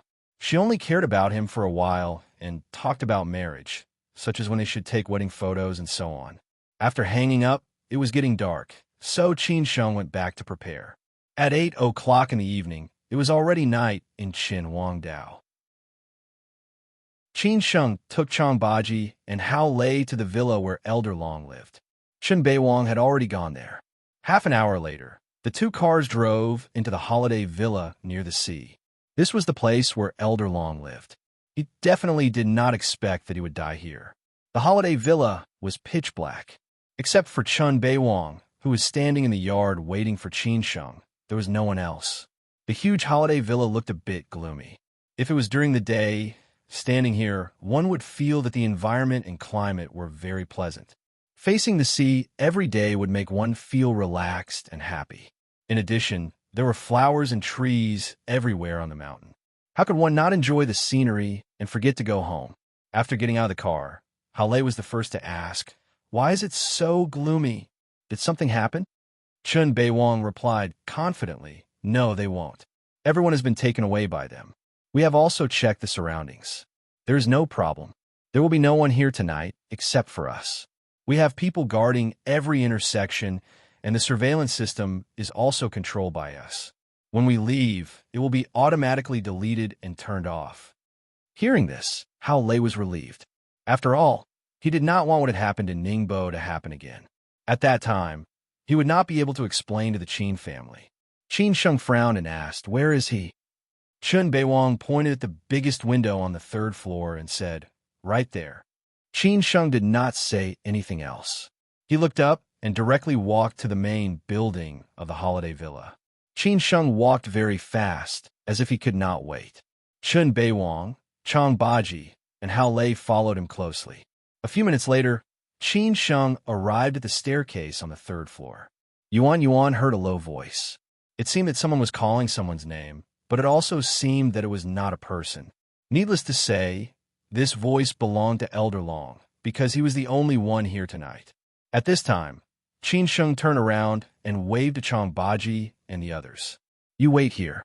I can go there by myself." The three of them looked at each other for a while and finally nodded. After all, Chun Beiwang had confirmed that there was no problem. Besides, nothing would go wrong if they stayed here. At this moment, in the biggest room on the third floor, an old man was shouting with all his strength. He did not know why no one came. What were these people doing tonight? It seemed that people were all the same when they grew old. He, who was lying on the sickbed, was like most of the old people. No one could guess how powerful this old man had been. It could be said that he was a powerful existence. Unfortunately, he had been eliminated by time. He was Elder Long, an old man who was about to go to hell. Xiao Lu. Elder Long struggled to get up, but he was too tired. He could only lie on the sickbed motionlessly. "Li He, where have you been?" Elder Long shouted again. Just like that, he kept shouting, but no one responded at all, until he was exhausted. Why was there no one? Elder Long did not know. However, his many years of experience and intuition told him that something was definitely going to happen tonight. Otherwise, it wouldn't be like this. At this moment, the door of the room was slowly pushed open by Qin Sheng from the outside. Although Elder Long was very weak and skinny, his hearing was still very good. He asked subconsciously, "Who is it?" Lying on the bed, it was difficult for him to see who was coming in. But no one answered. As Qin Sheng approached, Elder Long asked again, "Who are you?" Still, no one responded. At that moment, Elder Long was a little angry. He shouted, "Who are you?" At this moment, Qin Sheng finally walked to Elder Long's bedside. Through the moonlight, Elder Long finally saw the person who had walked in. When Elder Long saw that it was Qin Sheng, he did not come back to his senses for a long time. He was completely lost in thought. After a long time, he suddenly laughed and said, "You're finally here." Qin Sheng said very calmly, "Well, it's me. I'm here to send you on your way." When Elder Long heard those words, he did not look sad at all. Instead, he laughed even louder. Chapter 1196. The limitless blue sea, the gushing morning sun, the golden beach, the rippling river, the dense and flourishing forest, the quiet and beautiful wetland, the verdant mountain range, the chirping seabirds, and the red roofs and plain walls. This was how the internet described Beidei. It was a famous summer resort. Otherwise, how could there be so many sanatoriums here? Every summer, the leaders of the party and government would also work and rest here. This was also the main reason why Elder Long had chosen to spend the rest of his life here. Sometimes, it would be more convenient for him to do certain things or meet certain friends. Unfortunately, he was no longer the same Elder Long as he was in the past. He could only lie on his bed all alone with no one to answer his calls. Leaning against the mountain and looking at the sea, the scenery of Elder Long's holiday manor was really good. Unfortunately, he would never have the chance to enjoy it in the future. In fact, closing his eyes here was also a kind of enjoyment. From 8 o'clock in the evening, Elder Long noticed that something was wrong. First of all, everyone in the villa seemed to have disappeared. No matter how he called for them, no one answered. This was impossible on a normal day. After all, there were more than 20 medical staff, servants, and bodyguards in the villa. Usually, these people were on duty 24 hours a day. Whenever he called, they would immediately appear. After all, with his identity and status, no one dared to do anything to him. They had to listen to him obediently. Secondly, his confidant, who had been staying in the villa all this time, said that he was going to meet a friend this afternoon. He had not returned yet, which was a little strange. Finally, every time it got dark, all the lights in the villa would be turned on and would not be extinguished all night. The whole villa looked brightly lit from the outside. However, today, even the lights in his room were not turned on, let alone those outside. The whole villa was pitch black. There must be a reason for this abnormality. Elder Long, who had weathered countless storms for so many years, would have lived his life in vain if he couldn't even detect this. He had been trying to figure out who it was that was targeting him, and who could be so powerful. However, he waited for a long time. After waiting for a long time, no one appeared. He was a little tired and sleepy. Now, the one who should come had finally come. It was also the person he had expected. One was the Qin family, which had been fighting with him all his life. They both wanted to kill each other. The other was the mole. He knew very well that in these years, the internal affairs of the family had been torn apart. Many people were quite dissatisfied with him, but they did not dare to say anything. Now that he was completely defeated, their chance had come. Finally, the Qin family came. Elder Long was already very weak, and after shouting for more than an hour, he became even weaker. So, when he laughed, his voice was very low, and it made people feel a little scary and eerie. Elder Long had no intention of accepting his fate so easily. How dare you say something like that? Even if your father was in front of me, would he have the right to say something like that? He scolded impatiently. He had no intention of accepting his fate so easily. Qin Sheng stared at Elder Long quietly and sneered as he said, "You are already in such a state. Are you still not going to admit defeat? I know you've fought and won your whole life. Now that you've lost to our Qin family, you're not convinced. However, the winner takes all, and no one could do anything about it. I'm already standing in front of you, so why are you still so stubborn? Do you think I'll lose just because you say so? Who do you think you are?" Elder Long was still very stubborn. Qin Sheng responded in a tough manner. "I really didn't expect that the famous old Master Long would be so tolerant. Back when you created an accident and caused my mother's tragic death, you should have thought that this day would come, right? Look at yourself now. Do you really think that you're that omnipotent Elder Long? If you're not convinced, then get up and continue fighting with the Qin family. I can easily take your life now. Do you know what I regret the most? Fortunately, I didn't kill you in Ningbo. Otherwise, how could you have a chance to show off in front of me now?" Senior Long stared at Qin Sheng and said. Qin Sheng said coldly, "What's the use of your regrets? I'm still alive. You can't do anything about it. What do you do to me? You came here today to tell me this? Without the help of the Zhu family, do you think the Qin family could have one?" Elder Long sneered. This old man was really stubborn. He didn't want to admit defeat, even when he died. No wonder he could fight with the Qin family for so many years and make others angry, but dare not say anything. If he didn't have some ability, he would have been dead long ago. This time, Qin Sheng replied calmly, "Don't talk about what-ifs. The Zhu family is my mother's family. You killed my mother. Is it wrong for the Zhu family to take revenge? Besides, if you didn't have the help of others, could you have made it to where you are today? Who has only relied on their own ability all the way. You're a big shot who has experienced ups and downs. Don't you understand this?" Elder Long didn't say anything this time because what Qin Sheng said was right. There was no need to talk about what-ifs or luck. It was all about ability. "How did you find me? Where did these people go tonight? Did you kill them, or did someone help you?" Elder Long was not afraid of death. At his age, even if he didn't die now, he would die of old age soon.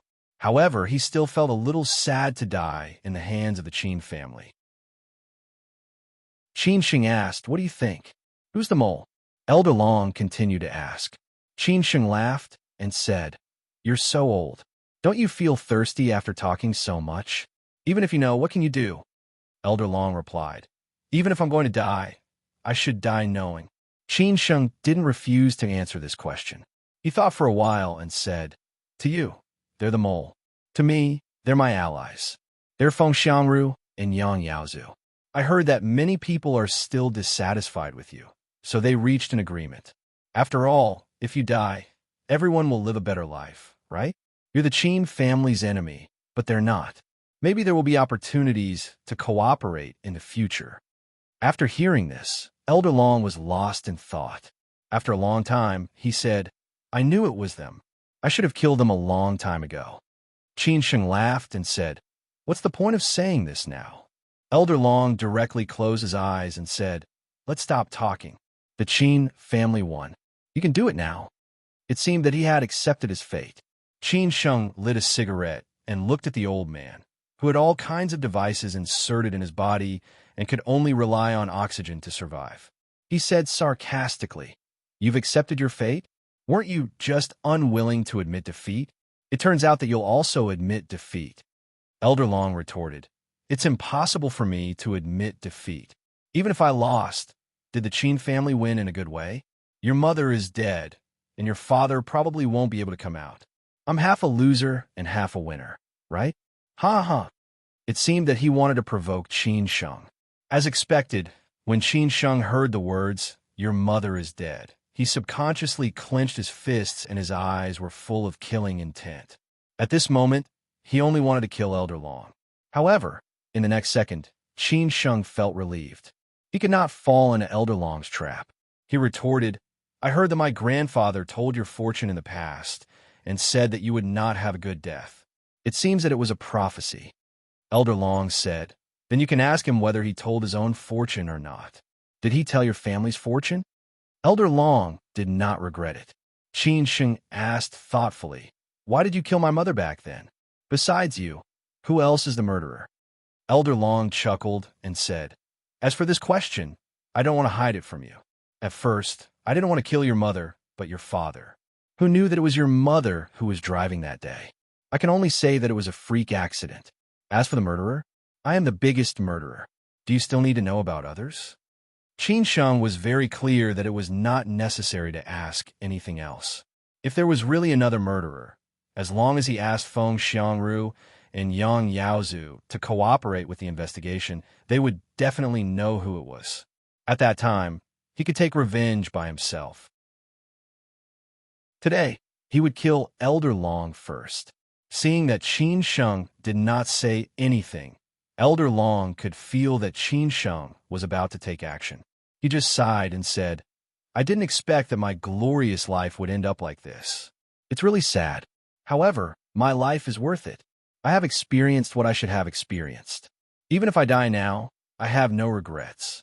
I hope that many people will remember me in the future. I'm also a legend. Ha ha." At this time, Qin Sheng said in a low voice, "Are you finished?" "Yes." Elder Long wanted to continue, but it seemed that there was nothing to say. During this period of time, he had been lying on the bed and recalled his life several times. He had been glorious, but also fallen. He had been successful and also failed. He had killed many people and offended many enemies. At the same time, he had also saved many people and done many good deeds. As for the so-called money, women, and power, he had them long ago, and they were even more exaggerated than what others could imagine. However, what could he do with them? Even if he died, he could not take them away. Qin Sheng said slowly, "Then it's time for you to go." Elder Long did not say anything else. He did not look at Qin Sheng anymore. He just smiled and closed his eyes. He would just treat it as a euthanasia. After all, he could not do anything by lying here. Qin Sheng did not use violence to kill Elder Long. He just pulled out Elder Long's oxygen and turned off all the equipment next to him at the same time. This was the simplest way, because in less than a minute, Elder Long would die. Just like that, Qin Sheng watched Elder Long face death calmly in the midst of a painful struggle. Elder Long was dead. He died just like that. There wasn't much of a commotion, and he died in a very ordinary manner. Who would have thought that Elder Long, who had lived a glorious life, would die in this way? In the end, he died in the hands of his old enemy. It seemed that Qin Sheng did not feel the pleasure of revenge, because even if Elder Long did not die today, he would die of old age and illness soon.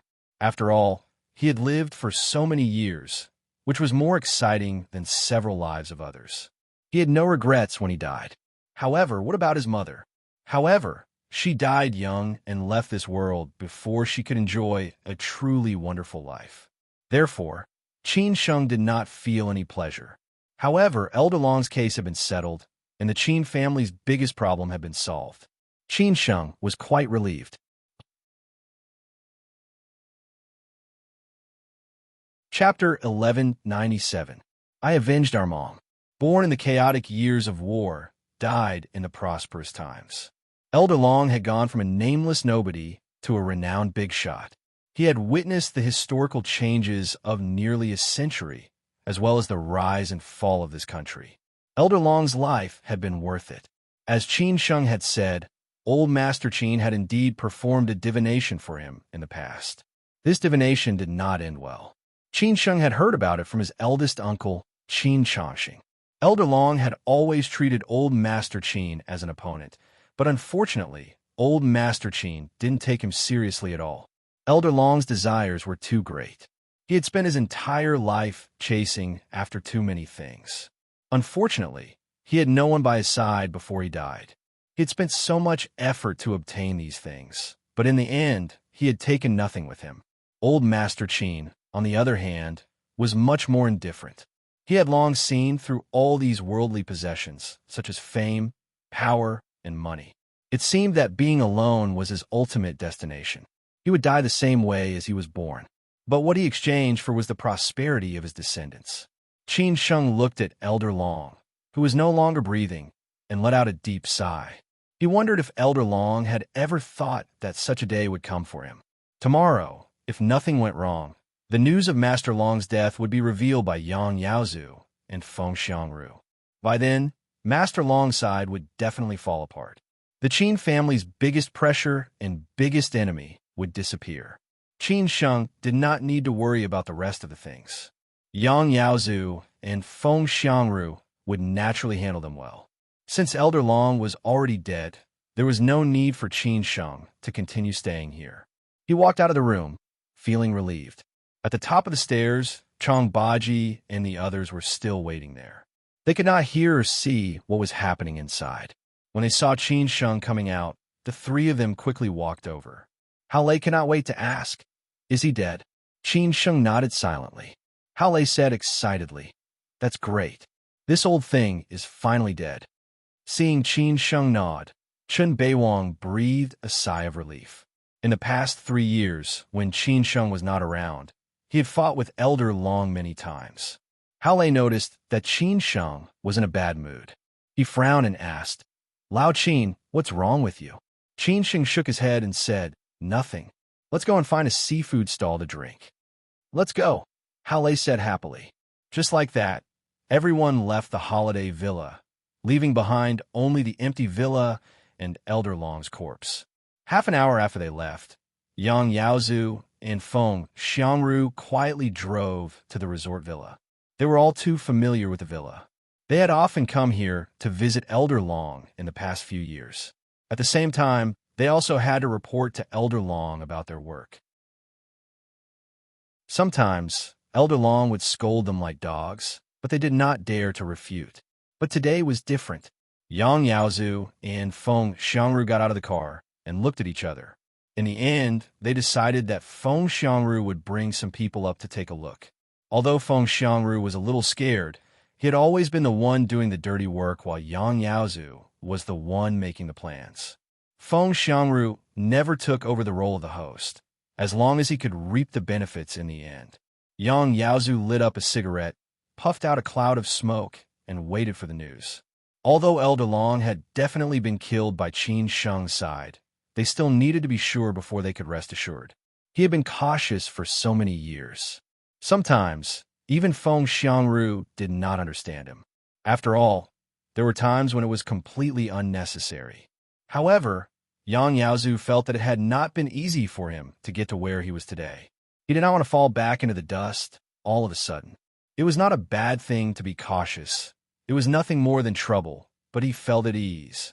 A few minutes later, Feng Xiangru came back. Yang Yaozu squinted his eyes and asked, "Dead?" Feng Xiangru nodded and said, "Yes, dead.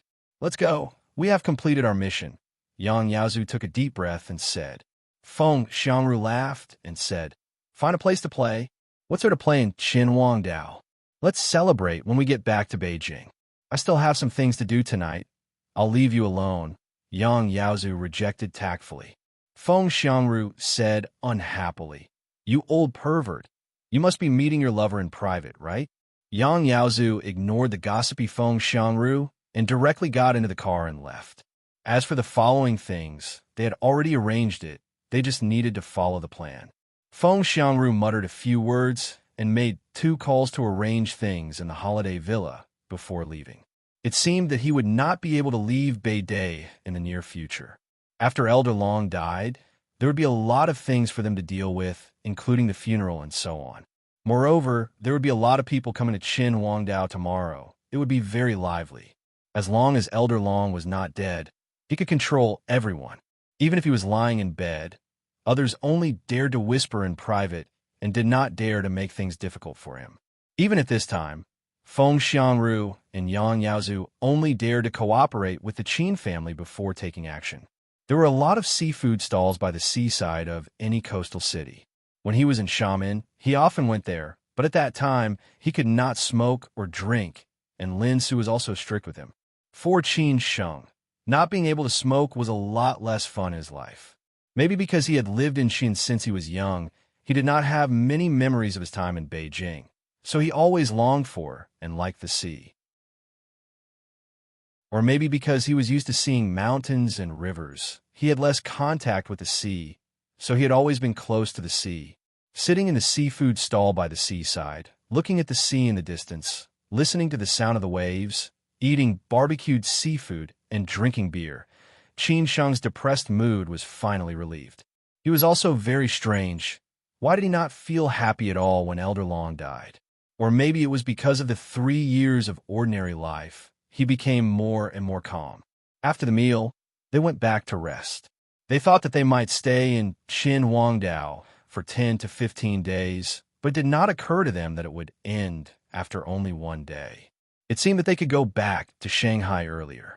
After returning to his residence, Qin Sheng called his sister Qin Ran. When the call was connected, he heard the noise on the other side. In a low voice, he asked, "Sister, are you busy now?" Qin Ran realized that Qin Sheng might have something to tell her, so she took the phone and walked away from the crowd. Then she said, "Tell me now, what's wrong?" "Elder Long died," Qin Sheng said honestly. Qin Ran was stunned for a few seconds when she heard the news. She did not expect that Qin Sheng would call to talk about this. Why did Elder Long suddenly die? The Qin family had been fighting with Elder Long for so many years, but they had not defeated him. Why did he suddenly die? Of course, Qin Ran did not know about the cooperation between the Qin family and Yang Yaozu and Feng Xiangru. Dead? Qin Ran asked doubtfully. Qin Sheng nodded and said, "Yes, he died. I kissed his hand." Qin Ran was shocked when she heard this. "He really died?" "Yes, I avenged our mother," Qin Sheng said calmly with a smile. Qin Ran was very excited. She nodded happily with tears in her eyes. Good. I will tell our mother tomorrow that we finally got our revenge." Qin Sheng could feel that his sister was very excited. This matter meant more to her than to Qin Sheng, because when their mother died, his sister was already 6 or 7 years old. At that time, his sister was very sad and painful. She did not recover for several years and almost became depressed. Over the years, she often dreamed of how their mother looked when she died. Every time she woke up from the nightmare, she had to bear the pain again. Unfortunately, she could not do anything about it. Now, this matter had finally come to an end, and Qin Ran was completely at ease. Qin Sheng thought for a while and said, "I'll go back to Beijing with you tomorrow." Qin Ran did not refuse. She asked, "Where are you now?" "Qinhuangdao," Qin Sheng said honestly. Qin Ran asked again, Have you met Lin Su and Yuan Yuan? Yes, but I didn't have time to accompany them. I rushed to Qin Huangdao. Qin Sheng said with some guilt. Qin Ran calmed down and asked with a smile, "How did it go? How did you feel when you saw your daughter? Isn't she cute and beautiful? Do you like her?" When Qin Sheng thought of his daughter's silly and adorable look, he could not help but smile. He could not stop the smile on his face. He replied, "No matter what my daughter looks like, I will love her very much. As for my mood, I am very excited and guilty. She has grown up in the blink of an eye, but I have not been with her for even a day. I really need to make it up to her in the future." Qin Ran said lightly, "Don't feel guilty. You still have a long time to make it up to her. At that time, you may not only have Yuan Yuan as your only daughter. You can't be partial." Of course, Qin Sheng knew what his sister meant. After marrying Song Ruyu, they would definitely have children, which was something that several families were looking forward to. After talking about this, Qin Ran hung up the phone and went on with her work. Qin Sheng went downstairs and told the others to go back to Beijing tomorrow morning. They had thought that Qin Sheng would go back to Shanghai, but it did not occur to them that he would go to Beijing. They thought that the thing about Master Long might be fermented, so they were all worried. Qin Sheng looked at their worried faces and said with a smile, "Don't worry, it's just a private matter." At night, although Qin Sheng was in a foreign place, he slept very comfortably. In his dreams, he saw his mother and grandfather again, but he did not look like this but like when he was a child. However, this night, the news of Master Long's death spread like wildfire. After all, Yang Yaozu and Feng Xiangru did not deliberately hide it. They directly informed all the big shots in the circle, so the news was completely spread out. Regarding this news, people who stood in different positions naturally had different reactions. Some were happy, some were worried, and more were shocked. After all, the news came out of nowhere. Yang Yaozu and Feng Xiangru announced to the public that Master Long had died of illness, which might be the news from the inside. Therefore, no one questioned the accuracy of this news, and not many people guessed whether there were other inside stories. Qin Sheng did not call his first uncle and Uncle Gong's son. This news would naturally be passed on to them by Chunbei Wang. At this time, they only needed to take charge of the overall situation. After all, no one knew whether there would be undercurrents or people fishing in troubled waters. At dawn, Qin Sheng directly took the high-speed train back to Beijing with Chang Baji and the others. They arrived at the Beijing South Railway Station before arriving at the hotel. After that, they directly drove to Huairou Cemetery. Qin Ran had also set off for the cemetery, so they directly met in the cemetery. Chapter 1198. It was past 8 o'clock in Beijing, the rush hour. Most of the main roads were congested. With the acceleration of urbanization, more and more people would swarm into big cities. The number of people in Beijing would increase in the future. It was the same for cities like Shanghai and Shenzhen. How many young people with dreams want to make a name for themselves in these big cities? Qin Sheng seemed to be like this in the past. When he returned to Shanghai that year, he shouted by the Huangpu River, full of ambition, that one day this city would remember him for many years. Unfortunately, in the end, he left Shanghai with his tail between his legs. He wandered around in several cities before he finally settled down. Qin Sheng used to think that if he was not the descendant of the Qin family who had been wandering outside for many years, and if he did not have these things that most people could not get in their lifetime, what kind of life would he be living now? Would he be like many people, still ruthlessly stepped on by life?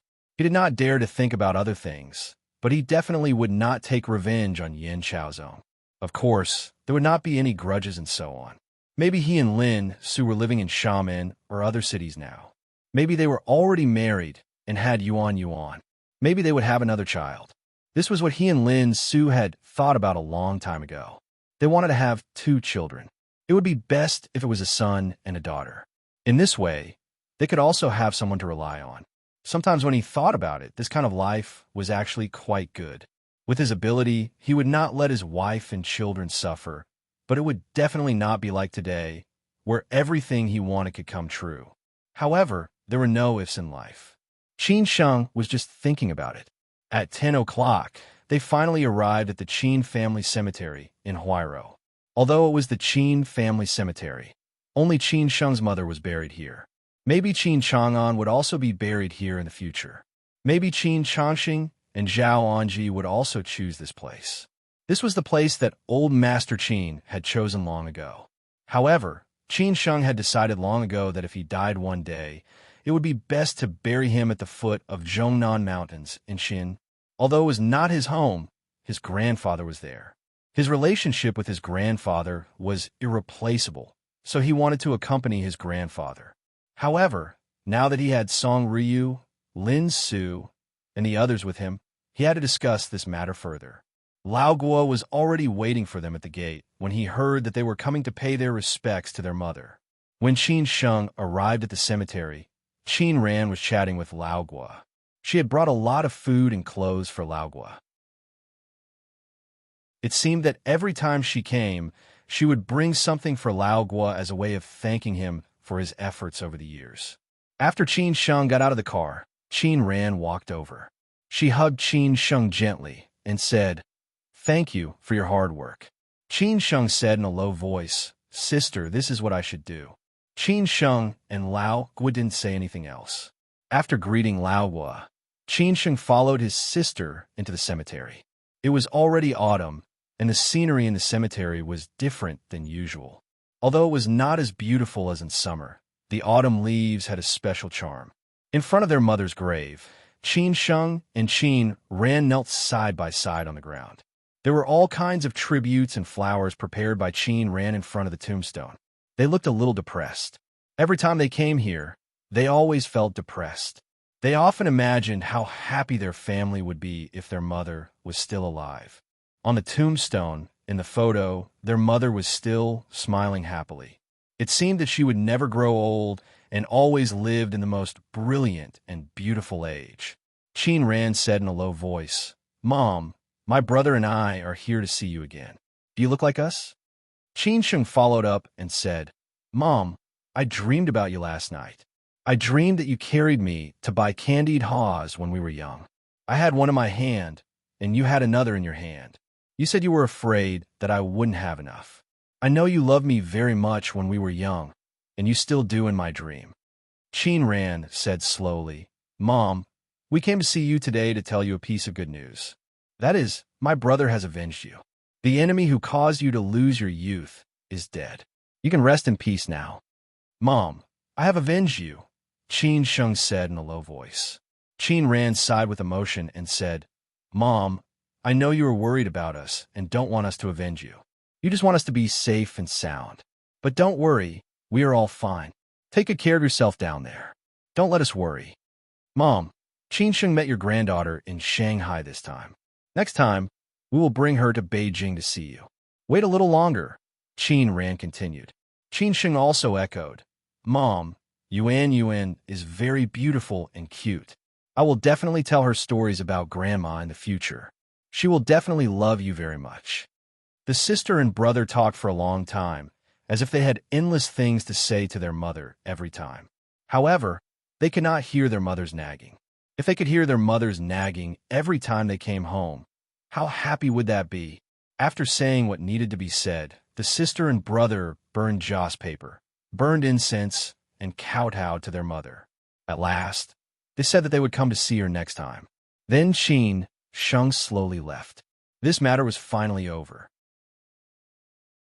After Qin Sheng and Qin Ran left the cemetery, they went directly back to the West Mountain villa of the Qin family. The rest of the Qin family was already at home, waiting for them. The news of Elder Long's death had spread like wildfire. This news shook Elder Long's circle and shocked many people. Of course, more people sighed with emotion. Qin Huangdao was already bustling. Many tycoons in Elder Long's circle had already gone to Qin Huangdao one after another. On the surface, they were going to discuss how to deal with Elder Long's funeral affairs. However, everyone knew how to divide the profits. After all, a starving camel was still bigger than a horse. Those people were all thinking about profits. In the North View Tower of the Four Seasons Hotel in Hong Kong, a capital tycoon who was as famous as Qin Chang'an, stood in front of the window and looked north. He knew that he had completely lost. Originally, he could have inherited the whole circle, but because of some things, he could not go back at all. He was very clear that if he wanted to go back, he could only invest and surrender himself. However, this would involve too much trouble. Maybe he would be in a different place before he left Hong Kong. He began to hesitate, not knowing what to do in the end. In the West Mountain villa of the Qin family, Qin Changxing and Gong Sun were sitting in the yard, drinking tea and talking cheerfully. This time, both of them had relaxed smiles on their faces, because a big stone in their hearts had been lifted. Qin Changxing let out a long sigh and said, "Sheng did a good job this time." Yang Yaozu and Feng Xiangru also cooperated well. This matter is over quietly like this. Gong Sun also sighed with emotion and said, "It's somewhat unreal that he died like this." Qin Changxing said casually, "Everyone will die, including us. It's just how we die, and when we die." Gong Sun smiled knowingly and said, "Then there should be a result about Master Qin. The discussion is almost finished. Now that Elder Long is dead, a lot of pressure will be saved." Qin Changxing said thoughtfully, "That's not certain yet. Now it still depends on Lao Si's attitude. As long as we can talk with him, we can have the final result." Gong Sun nodded and said, "This matter still needs Qin Sheng to handle. It's not suitable for any of us to do it. Lao Si is not like Elder Long. He will not admit defeat so easily." Qin Changxing squinted and said, "Since Elder Long is dead, he should recognize the reality." However, this was just his guess. At noon, when Qin Sheng and Qin Ran came back, the Qin family had already prepared lunch. During the meal, no one asked about the matter about Elder Long. Everyone was well aware of it. Next, they just needed to watch the fun. However, what Qin Chang'an and Zhao Anji asked the most was about Yuan Yuan. It could be seen that they liked Yuan Yuan very much and wanted to meet this quirky little girl. It was just that it was not the right time for them to do so. Chapter 1199. The wedding date. The Qin family had always been sparsely populated. Up to the generation of Qin Sheng, Qin Ran, and Qin Jing, there were only 2 girls and 1 boy. It was also because of the accident more than 20 years ago.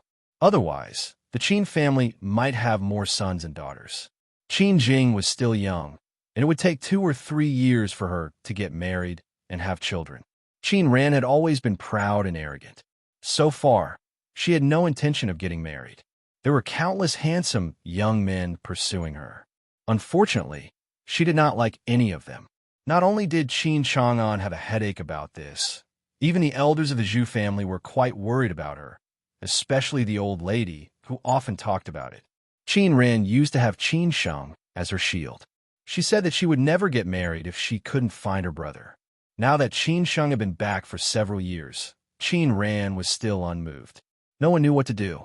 As for Qin Sheng, he had been away from home for more than 20 years. It was only a matter of time before everything went according to plan. However, he was caught in another storm of the Qin family. As a result, many accidents happened one after another. In the end, he could only choose Song Ruyu. Unexpectedly, he disappeared for another 3 years.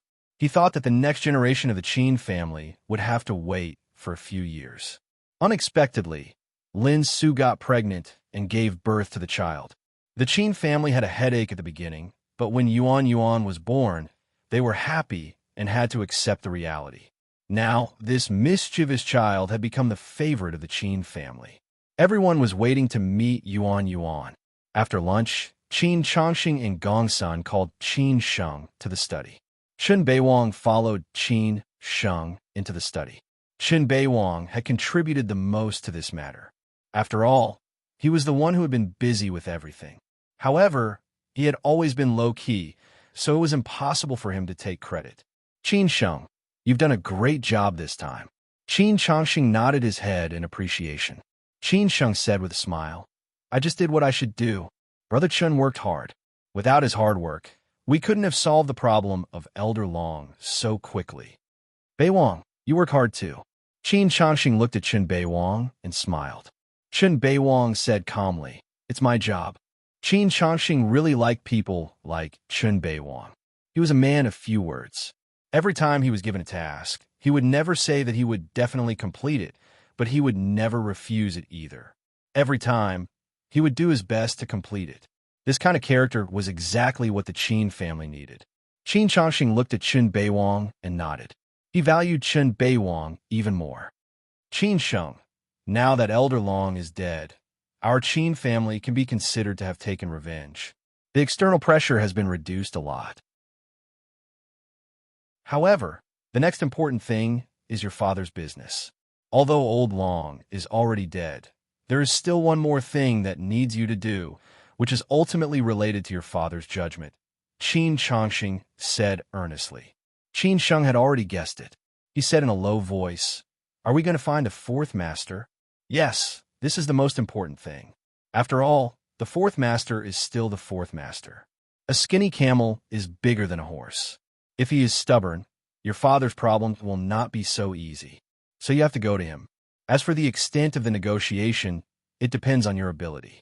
After all, it is not suitable for us to go to him for this matter. It will only backfire," Qin Changxing said meaningfully. He knew the fourth master well. After all, they were allies who had fought together in the past. In fact, this matter had been agreed long ago. Before Qin Chang'an's matter was settled, the Qin family had to solve two things.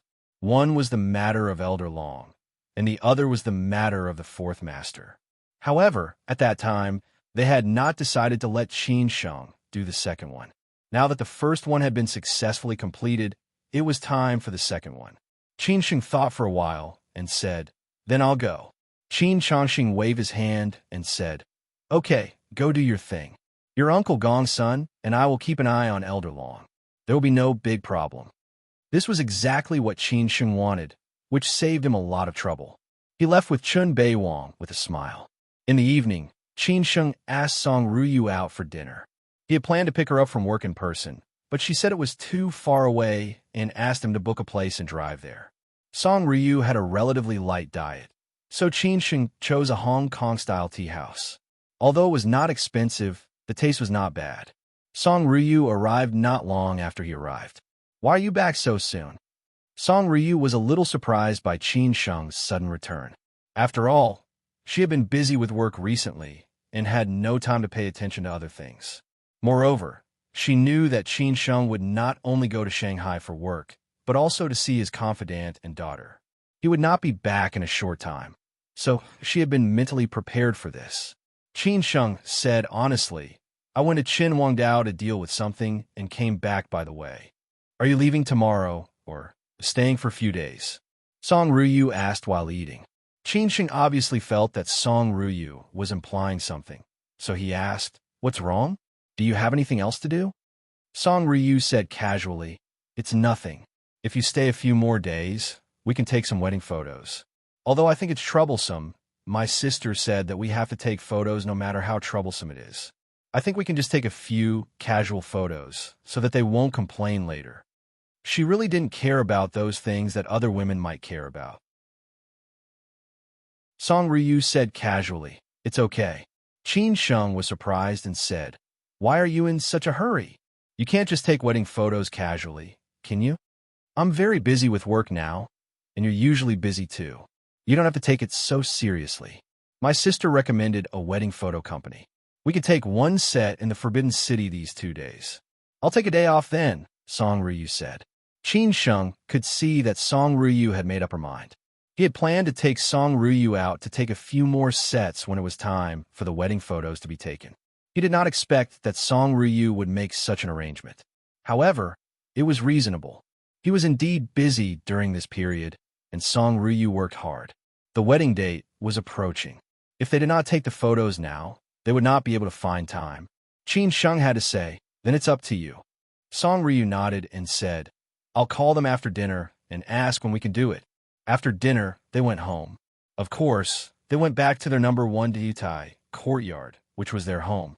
Song Ruyu had long been used to living here. However, Qin Sheng was not in Beijing recently, so she lived in the house arranged by her unit, which saved her the trouble of going back and forth. While Qin Sheng was taking a bath, Song Ruyu called the wedding photo company. Unexpectedly, they only had time tomorrow. Several couples had already made appointments in the next 3 days, and they had no spare people to take photos for them at all. Moreover, it was recommended by her boss's friend, and her boss had informed them in advance. It was impossible for them to arrange an ordinary group to take the photos. If her boss found out, no one would be able to bear the responsibility. After Qin Sheng finished his bath, Song Ryu said, "They only have time tomorrow. The schedule is full." Qin Sheng did not expect that she would be so anxious. Song Ryu asked, "Are you free tomorrow? If you are, I'll wait until you come back next time." Qin Sheng did not want to disappoint Song Ryu. Moreover, he really had nothing to do tomorrow, so he said, "Let's do it tomorrow. I'm free too." Song Ryu nodded slightly and then called back. At the same time, she had to ask for leave from her unit. Although she was also a leader now, this was, after all, a private matter. Therefore, on the next day, Qin Sheng and Song Ryu got up early in the morning and went to the Forbidden City to take wedding photos. The team there had already been waiting for them for a long time. Hearing that Qin Sheng and Song Ryu were going to take wedding photos, Qin Ran, Qin Jing, and Song Ryu's cousins all came to join in the fun, saying that they must watch them take beautiful wedding photos, as if they cared more about this matter than Qin Sheng and Song Ryu. Because it was the weekend, there were not many people in the Forbidden City today. Qin Sheng and Song Ryu were not the only ones taking wedding photos in the Forbidden City. After all, the Forbidden City did not prohibit people from taking wedding photos as long as they did not disturb the tourists. But even so, Qin Sheng and Song Ryu still attracted a lot of tourists. Many people took out their mobile phones to secretly take photos.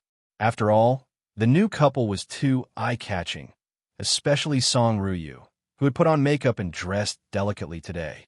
She was absolutely unbelievably beautiful.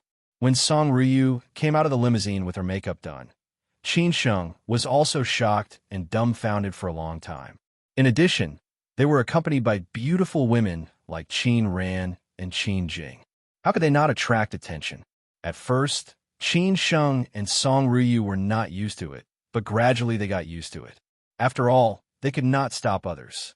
They did not know whether it was because of the high level of the photographer or because Qin Sheng and Song Ryu were more cooperative and photogenic. But every photo they took was incredible. It should have taken more than half a day to finish, but they actually finished it in half a day. Therefore, they left the Forbidden City before 4 o'clock. Qin Sheng and Song Ryu finally finished their task. Today, they were like tools for the whole day. They just did what everyone said. In the evening, Qin Sheng invited Song Ryu's 2 cousins and her sister to dinner. During dinner, they were still talking about the interesting things that happened during the day. They were all looking forward to Qin Sheng and Song Ryu's wedding.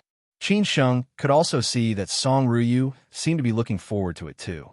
He owed Song Ryu a lot, so he should give her a perfect wedding and make her the most beautiful bride in the world. After dinner, they went home.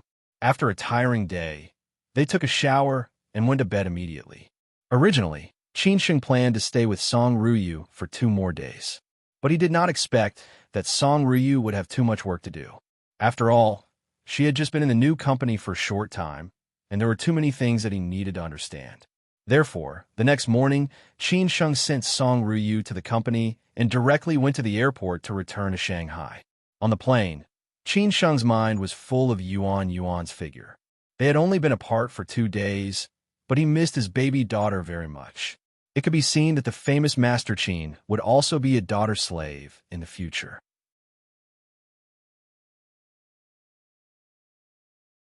Chapter 1200. Before leaving for Sanya unconsciously, Qin Sheng had been back for some days, but he had not been idle. He had been busy all the time. After disappearing for 3 years, there were some things that he needed to make up for and some grudges that he needed to settle. It was noon when he returned to Shanghai. Hao Lei had been with Qin Sheng for several days, so Qin Sheng asked him to go home to accompany his wife and children. After all, he had a family now, and he had to take care of his family no matter how busy he was. Chen Beiwang stayed in Beijing and did not follow Qin Sheng to Shanghai. When Qin Sheng went to Sanya, he would directly meet him there.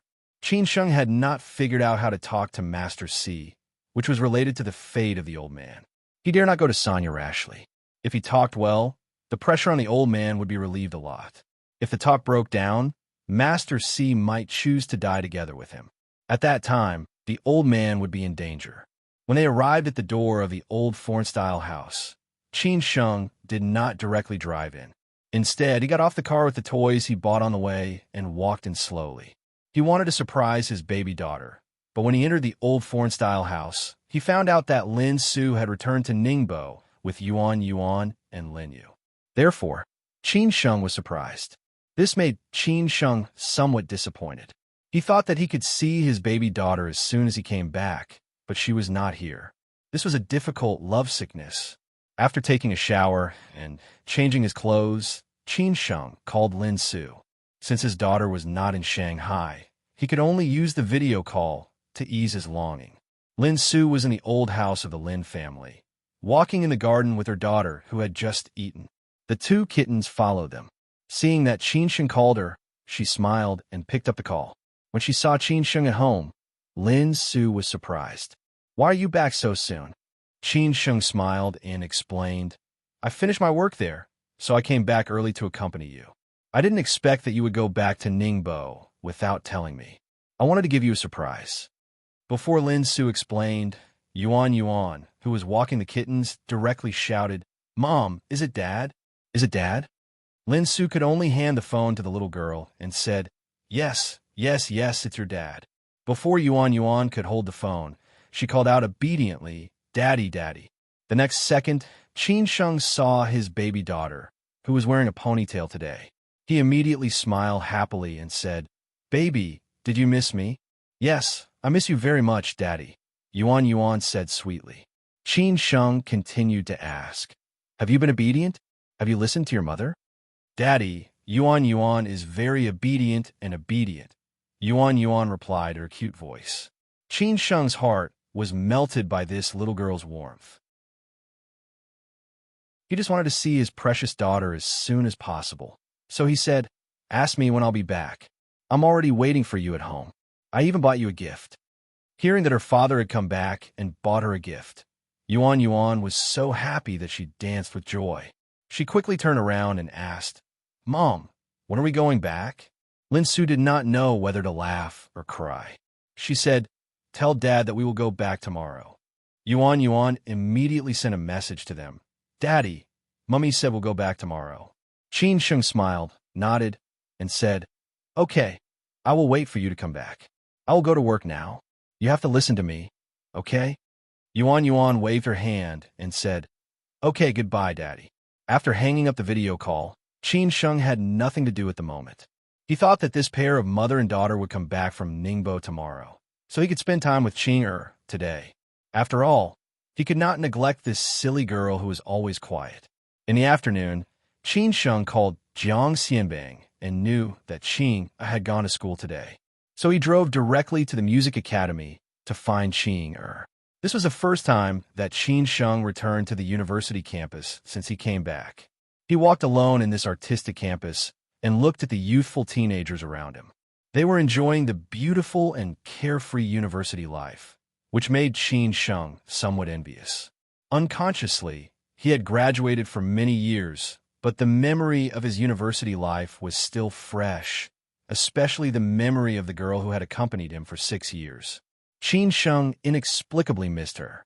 Not far away, a pair of lovers were kissing sweetly, as if there was no one else around them. They did not care about other people passing by at all. Looking at the deep love in their eyes, Qin Sheng also smiled from the bottom of his heart. The girl, who looked pure and elegant, asked softly, "What are we eating tonight?" The handsome and sunny boy touched her hair and said, "In the evening, let's go to the movies first, and then you can eat whatever you want." "How about that?" The girl said coquettishly, "Then I want to eat hot pot, okay?" The boy nodded happily and said, Okay, let's eat hot pot." The love in university seemed to be the most enviable, but also the simplest, without so many complicated things. However, how many love in university would eventually go to the end? After a few steps, Qin Sheng saw several couples like this, and some seemed to be in the process of pursuing each other. The boys were carefully coaxing the girls, and they were too afraid to hold hands. It was really funny to see their little hands not knowing where to put them. When they were about to arrive at the downstairs of Ching Er's office, several beautiful girls came toward them. They were dressed more fashionably, and it seemed that their family background were also very good. Most of the people who could go to this kind of art college had a good family background. These girls should be the best among them. One of them, who was dressed more fashionably and had a dirty braid, walked toward Qin Sheng and said directly, "Uncle, do you have a girlfriend? Would you like to have one more?" This made Qin Sheng a little surprised, and he was stunned for a few seconds. Were the girls nowadays so direct? Then he said with a wry smile, "I don't like little kids like you." "Uncle, how am I little?" The girl straightened up her proud chest. In this aspect, she was the best in the dormitory. Qin Sheng did not expect her to be so open. He had no choice but to say, "I'm sorry, I already have a wife and child. I'm here to pick up my wife from work. She is a teacher in your school. Be careful not to make things difficult for you in the future." "Huh, what's so great about a teacher? Is she prettier than me?"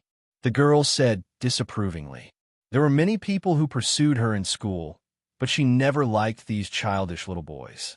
She liked mature and charming men like Uncle.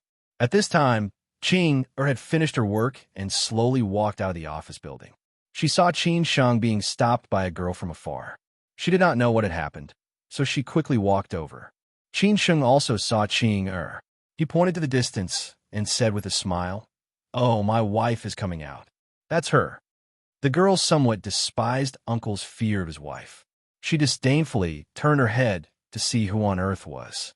When she saw Qing walking over slowly, the girl whispered, "Damn, Teacher Qing." After that, she quickly ran over and pulled her sisters to run away. Before leaving, she did not forget to give Qin Sheng a look, as if saying, "Uncle, you are awesome. Your wife is Teacher Qing. You are so awesome. No wonder even I don't like you." After Qing came over, she smiled and asked, "What's wrong?" Qin Sheng gently hugged her, as if to declare sovereignty, and also to tell the girl who had not gone far and kept looking back that she was really his wife. He smiled and said, "Nothing, a few little girls are playing around. Does that girl want to chase you?" Qing pursed her lips and smiled slightly. Qin Sheng was surprised and said, "How did you guess? Don't you know that you have a natural attraction to this kind of little girl?" Qing said coquettishly. Qin Sheng said happily, "Jealous?" Qing muttered, "I'm not." Qin Sheng laughed out loud.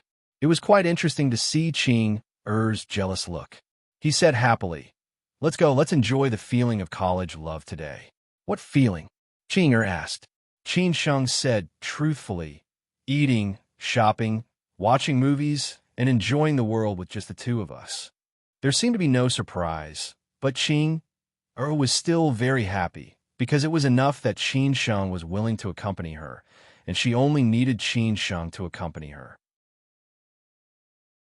As for what they did, it was not important. When they returned home in the evening, it was already 10 o'clock. Qin Sheng naturally stayed in Jiang Xianbang's old foreign-style house tonight. After all, he would go out in 2 days. The time to accompany Qing was always too short, and he was afraid that this silly girl who said nothing would be sad. At noon the next day, Qin Sheng returned home early, waiting for Lin Su and Yuan Yuan to come back. Before 12 o'clock, Lin Su came back with Yuan Yuan. As soon as the car stopped, Yuan Yuan got off and ran directly to her father, who was waiting for her. Lin Su was so scared that she asked her to slow down, for fear that she would fall. Qin Sheng picked up his baby daughter, swung her in the air a few times, and then hugged her tightly. "Did you miss Daddy?" Yuan Yuan directly kissed her father's cheek, telling him with practical actions that she missed him. Qin Sheng said happily, "Today, Daddy will take you to have a good day. What do you think?"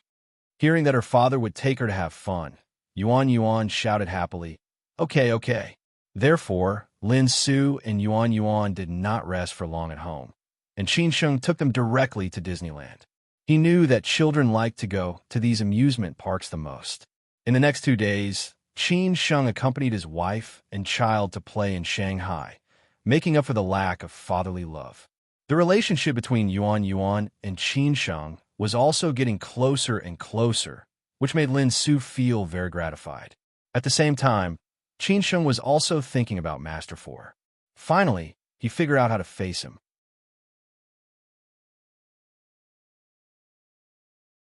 Chapter 1201. Refusing to see her over the past 2 days, Qin Sheng and his baby daughter had a great time. They went to Disneyland, Ocean World, Safari Park, and so on, as if they did not know fatigue at all. What Lin Su could not stand was that Qin Sheng never let the little girl walk. He almost carried her from morning to night, which showed how much he spoiled her. No wonder it was said that daughters were all their father's lovers in their previous lives. Lin Su was a little jealous because Qin Sheng paid all his attention to Yuan Yuan and naturally ignored her. However, Qin Sheng would not spoil Yuan Yuan. If she did something wrong or said something wrong, Qin Sheng would educate her patiently. Of course, he did not have the heart to scold her. Fortunately, this little girl was more obedient and sensible and never made her father angry. The weather was good this morning, so Qin Sheng borrowed a yacht and took his baby daughter for a stroll on the Huangpu River. The changes on both sides of the Huangpu River were getting bigger and bigger, which also made Qin Sheng feel the vigorous power of Shanghai. The southern cities were indeed more advanced than the northern cities in all aspects. If he had to choose where to live, Qin Sheng would rather choose Shanghai than Beijing, but he had no choice. At noon, Xia Ding brought his wife and child, Hao Lei brought his wife and child, as well as Zhu Jiao and Xue Qingyan to the Qin family's old foreign-style house for a gathering. This could be considered as a family gathering. The children were playing on the lawn, and several servants around kept an eye on them, for fear of any accidents. The adults were busy eating on the lawn, while Qin Sheng and Hao Lei were barbecuing meat. After all, they came from Xi'an, so the barbecue was good. The women were busy cooking other dishes, of course, with the help of professional chefs. Now that it was already autumn, the weather was not very hot. This huge courtyard was filled with laughter and cheerful voices. It was as if the unrestrained feeling of eating meat and drinking wine when he was young had now been replaced by his wife and children. People would eventually come to this step. Most people were like this. "Cousin, your barbecue skills are not bad. You look very professional. Let's open a barbecue shop too. I guarantee that the business will be good." Zhu Jiao picked up a string of roasted kidneys and ate it. While helping Qin Sheng, Xia Ding did not forget to scold Zhu Jiao with a smile. "Damn you. When we bought the meat, you said that you would buy kidneys for us to nourish ourselves. You ate the most when it was just roasted. You're so young and your body is already failing. You should be more careful in the future." "Nonsense. I'm just helping you guys to have a taste of my body. My body is very strong. How about we compete one day?" Zhu Jiao retorted. Xia Ding said angrily, "Get lost." Qin Sheng could not be bothered with this pair of buffoons. They would bicker no matter where they were. He handed the roasted meat to Hao Lei and said, "Lei Zi, send it over to them and see how it tastes." In the past, when they were in Xi'an, they often bought good things in the summer and went to the Qinling Mountains to barbecue. Sometimes, they directly barbecued in the yard where Qin Sheng and his grandfather lived. Although the environment was a little shabby, Zhongnan Mountains were right in front of their heads. Compared with the city, the air and temperature were much better. Therefore, be it Qin Sheng or Hao Lei, they both had good barbecue skills. At this time, Yuan Yuan ran over and said, "Daddy, Daddy, I want to eat too." When they were in Los Angeles, Lin Su was very strict with Yuan Yuan. She never allowed her to eat anything casually, not to mention barbecued meat. Every day, there was a strict diet made by the nutritionist. Therefore, after returning home, Yuan Yuan wanted to eat everything she saw. Qin Sheng glanced at Lin Su and said, "Only a little. Don't let Mom find out." Therefore, he carefully gave her a piece of meat that was slightly cold and sent her away. He doted on his daughter very much. Moreover, she would not be found out if she ate a little. "Cousin, do you think Grandma will be very happy when she sees Yuan Yuan?" Zhu Jiao said without warning. Qin Sheng was stunned for a few seconds and said, "Grandma still doesn't know about this. Don't spill the beans. If Grandma gets angry, Both of us will have to bear the consequences. I'll find a suitable opportunity to discuss it with uncle and your mother. I'm just saying, haha. Zhu Jiao laughed awkwardly. He also felt that he had thought this matter too simply. The marriage between Qin Sheng and that sister-in-law was arranged by Grandma. Now that Qin Sheng was unmarried but had a daughter, mainly because of this sister-in-law, Grandma would feel very guilty towards that sister-in-law. Moreover, Grandma's condition was not stable, so it was really not suitable to talk about it. Xiaoding did not say anything. This was Qin Sheng's family matter. It was not appropriate for him to intervene. However, Qin Sheng changed the topic and looked at Xiaoding. I'm going to Sanya tomorrow. Help me take care of Lin Su and Yuan these days. Take them out for a walk. Don't worry. I'm here at home. Xiaoding patted his chest and said. The women on the other side were also chatting. Unknowingly, these goddesses in the eyes of others had now become good wives and loving mothers who took care of their husbands and children. However, time did not leave any traces on them. It was because they seemed to have no worries about food or clothing since birth. Han Bing, who was dressed more casually today, looked at Lin Su and asked, Sister Lin Su, how long are you going to stay this time? Han Bing's words were actually unintentional, but Lin Su found it interesting. However, she did not care about it. She said lightly, let's take care of Yuan. If she likes to stay in China, we'll stay for a few more days. Qin was very sensible and said, Sister Lin Su, you can stay in Shanghai. Now that Brother Qin is back, if you go back to Los Angeles, it will be very troublesome. Let's talk about it later. Lin Su did not say much. This matter was not up to her. It still depended on Qin Sheng's opinion. To put it bluntly, it depended on Song Ruyu's attitude. Not long after, Qin Sheng's side had roasted everything that needed to be roasted. The other dishes were also ready. They sat together and laughed, no longer talking about other unromantic topics. Perhaps it was because the matter of dealing with Elder Long and Qin Huangdao was relatively smooth. Qin Sheng felt that he would not stay too long in Sanya this time. He thought that Fourth Master was also a sensible person and would not be so stubborn. After all, the current situation was more advantageous to the Qin family. If Fourth Master insisted on fighting to the end, it would not do him any good. Therefore, when Qin Sheng told Lin Su and Yuan that he would come back in 3 days, Yuan was still a little reluctant to leave, but she knew that her father had a lot of things to do. She could not stick to her father, so Lin Su did not say much. She just told Qin Sheng to take care of himself. With the advancement of technology and the development of transportation, Qin Sheng arrived in Sanya at noon the next day. Compared with the current weather in Shanghai, Sanya was more or less unbearably hot.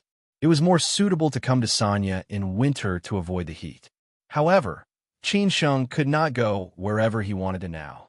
After he dealt with these trivial matters, there would be more things that he needed to deal with. After all, the future of the Qin family depended on him. His father's generation would eventually grow old. Thinking that he had been in Shanghai yesterday and had already arrived in Sanya today, Qin Sheng could not help but sigh with emotion. Those elegant poets in ancient times could travel all over the world in an era when transportation was not developed. It was really admirable. Qin Sheng happened to see the travel traces of these big shots. For example, the heroic and invincible Li Bai was born in Tokmak, the Suye city in the Tang dynasty. Although it was thousands of miles away from Chong, and it could be seen from the map that it almost visited all the scenic spots in the Tang dynasty.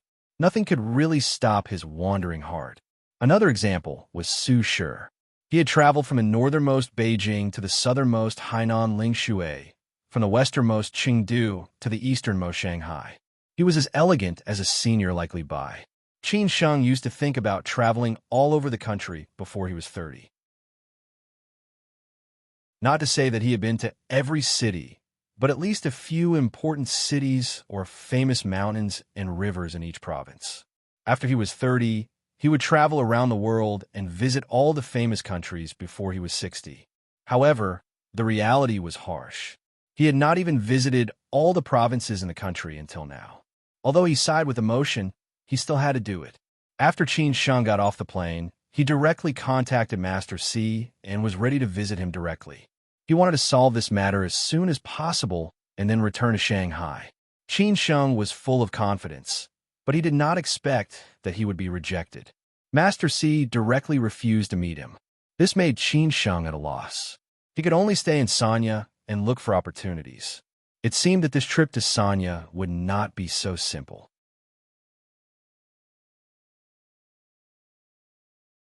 Chapter 1202. Ever since the country had set up Hainan as an island-wide free port, Hainan had become a hot investment area. A large amount of hot money poured into Hainan. As the leading city in Hainan, Sanya, which was already prosperous and lively, had a bright future. Naturally, the companies under the Qin family would not miss such an opportunity. Moreover, the cultural tourism industry was one of the Qin family's main focuses. Now, there were as many as 3 newly built 5-star hotels, plus one that was already in operation.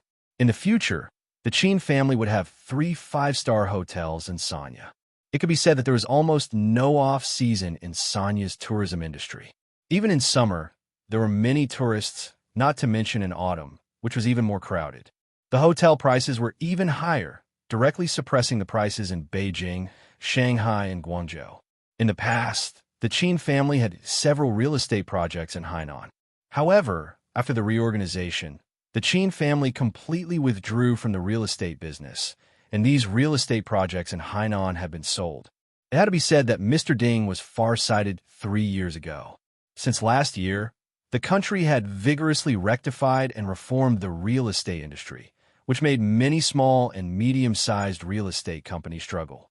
After the 3 red lines were issued, many top real estate giants were already short of funds, not to mention those small and medium-sized real estate companies. At that time, the proportion of real estate in the Qin family was only less than that of the pan-financial industry. Although today, even if the Qin family caught up with this wave, it would not be seriously hurt. After all, there would be a lot of trouble, and the Qin family would be passive in the flow of funds. Therefore, the Qin family's perfect withdrawal was really a wise move. At that time, some people thought that the Qin family was in trouble and had a clearance sale. Now looking back, they could only give the Qin family a thumbs up, which might be a blessing in disguise. However, Qin Sheng was very clear that this was completely attributed to Mr. Ding's strategy. Even Qin Sheng could not have such courage at that time. After all, the real estate industry was still prosperous at that time. Qin Sheng had also reviewed this matter. Why could Mr. Ding have such a long-term vision? Later, he concluded that it was because Mr. Ding understood some of the actions of the upper management and the logic behind some policy systems. Of course, Mr. Ding had strong connections and obtained information in advance. Qin Sheng was very clear that he still had a lot to learn from Mr. Ding. Of course, he also understood one thing, that was how important it was to have a strong top-level network. This was also the profound reason why so many families and big companies wanted to run this business. This was because no matter how big a company was, it could not withstand a single blow from the national policy. In fact, in the end, it still came back to Mr. Ding's words. Only by advancing and retreating with the country could one remain invincible. However, these were not Qin Sheng's concerns at the moment. What he was most concerned about was how to meet the fourth master. Fourth master's refusal really gave Qin Sheng a headache. Since the door was shut in his face, Qin Sheng was ready to fight a protracted battle. Now, regardless of whether he could make peace with fourth master or not, the most important thing was to see fourth master. As long as he could not see fourth master, he would not leave Sanya. The Qin family owned many properties in Sanya, including several luxurious villas. There were 2 villas near the sea and 2 villas halfway up the mountain. However, Qin Sheng chose the villa near the sea in the end. After all, he preferred to stay close to the sea. This villa was located in one of the top villas in Yalong Bay. There were only 9 villas in the entire area, but the owners of each villa were all top-notch. They were either invisible families or super rich people. After all, if they wanted to buy the villas here, they had to get the consent of the other owners. In fact, the Qin family had shares in the real estate company that developed this top-notch villa area. The other two shareholders were also friends of the Qin family. Therefore, the Qin family was one of the first three owners to live here. However, something happened to the other two later, and they sold the villas a few years ago. Before Qin Sheng arrived in Sanya, Chen Beiwang had already arrived in Sanya and arranged everything here properly. After all, he was the future chief steward of the Qin family. Just like Qin Chang'an, who never worried about this kind of thing, everything was arranged and handled by Gongsun. Last time, Qin Sheng had been to the He family's villa where his uncle lived. That villa was considered relatively large in Sanya, but the Qin family's villa was as large as three He family's villas. It could be seen how large the 9 villas were. Naturally, it would cost a lot. An ambitious person like Qin Chang'an had a hobby like the misers of the older generation, which was to constantly buy properties all over the country. The Qin family had properties in big cities such as Beijing, Shanghai, Guangzhou, Shenzhen, and Hangzhou. It was as if he was afraid that one day his family would fall and leave some property to his descendants. Qin Chang'an probably didn't know how many properties the Qin family had. If he counted carefully, the value of these properties would have increased by many times. Maybe this was the Qin family's most successful investment. After arriving at the villa, Qin Sheng was not interested in visiting it. After all, he was no longer a young man who had not seen much of the world in Xin. However, he was still surprised that there were 3 swimming pools in the whole villa. Qin Sheng casually took a shower and changed his clothes. Then he went to the living room on the 2nd floor. The huge floor-to-ceiling windows faced the sea view of Yalong Bay, which made people feel relaxed and happy. Qin Sheng wore a short-sleeved shirt, shorts, and slippers. He looked at Chen Beiwang and said, "Brother Chen, how did 4th Master refuse?" Chen Beiwang felt a little guilty. After all, he was the one who did this. Since 4th Master refused to meet, it meant that he couldn't do anything good. This was somewhat unacceptable for a perfectionist like Chen Beiwang. However, he still answered truthfully. 4th Master said that he wouldn't see anyone from the Qin family. "Please don't disturb him." "That's not so bad," Qin Sheng said thoughtfully. Maybe he was comforting himself. Chen Beiwang continued, "Young master, what should we do now?" "What will we do?" "He disappeared just because he said he wouldn't see him. Do we have to go back now? If he doesn't want to see him, then we will find a way to let him see him. But it's not appropriate today. I will visit him directly tomorrow. I want to see if he wants to see me or not," Qin Sheng said firmly, showing his determination not to leave Sanya until this matter was settled. Chen Beiwang nodded and said, "Then I will confirm 4th Master's schedule tomorrow." Qin Sheng felt that he had to discuss this matter with his eldest uncle and see if he had any good ideas. So he directly called his eldest uncle to report this matter. After Qin Changxing received the call, he smiled and said, "I have long expected that he refused to see you. No matter who it is, they will choose to refuse to see you. After all, when talking about business, people will lower the price. So don't worry." Qin Sheng chuckled and said, "Uncle, do you mean that he did this on purpose just to increase the bargaining chips for the meeting? Our Qin family has long fallen out with him. Although we are not enemies, we are definitely not friends who greet each other with a smile. Moreover, he is also your elder. Naturally, he will put on airs. You can look for him a few more times. I don't believe that he won't see you," Qin Changxing said. After hearing this, Qin Sheng felt the same way. After all, it was just the beginning. How could it be so smooth? Qin Sheng did not do anything that day. He just took a walk by the beach and spent the rest of the time reading in the living room. It was said that one needed to be calm when something big happened. Qin Sheng also had to be calm. The next morning, Qin Sheng drove directly to 4th Master's residence in Haidang Bay with Chen Beiwang. Compared with others who were high-profile, 4th Master was relatively low-key. The villa he lived in was also an ordinary community. There was not much difference. After Qin Sheng got out of the car, he asked others to wait. He walked a few steps to the door of the villa and rang the doorbell. It did not take long for someone to open the door. The person who opened the door was a handsome man, but Qin Sheng had never seen him before. He asked politely, "Who are you looking for?" "I'm here to visit 4th Master. Please tell him that Qin Sheng, a junior of the Qin family, is here to visit 4th Master," Qin Sheng said in a low voice. The handsome man frowned and said, Qin family? Fourth master said that he won't see anyone from the Qin family. Is this fourth master's idea or yours? Qin Sheng asked with a smile. The handsome man replied, truthfully, this is naturally fourth master's idea. How can I be qualified to represent fourth master? Then please tell fourth master again. Maybe he will see me, Qin Sheng said politely. The handsome man did not refuse.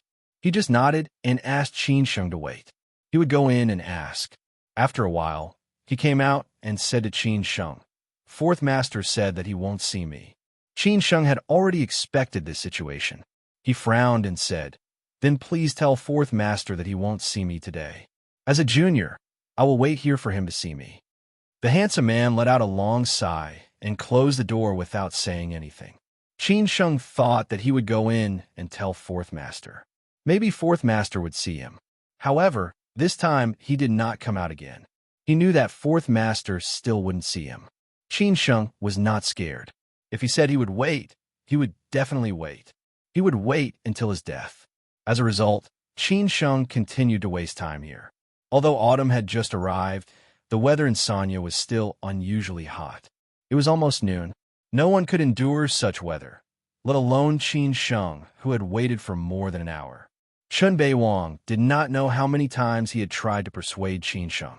He brought water to Qin Sheng again and said, Young master, he is determined not to see you. Why don't you come again tomorrow? Wait a little longer. I don't believe that he won't see me, Qin Sheng said ruthlessly. Chun Beiwang did not continue to persuade him.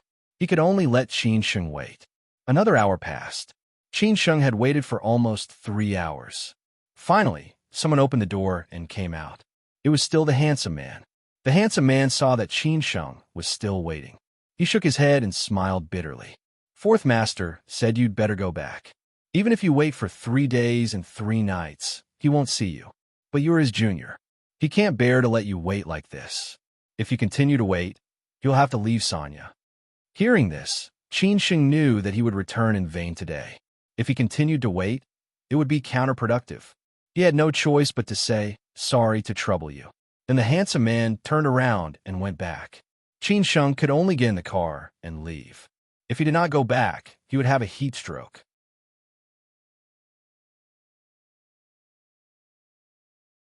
Chapter 1203. It seemed that when he got old, his temper became a little stubborn. The fourth master, who was born into an illustrious family, had experienced many ups and downs in his life. When he was young, he was extremely famous and could be said to be one of the best among his peers. However, as time went on, the fourth master fell behind his peers.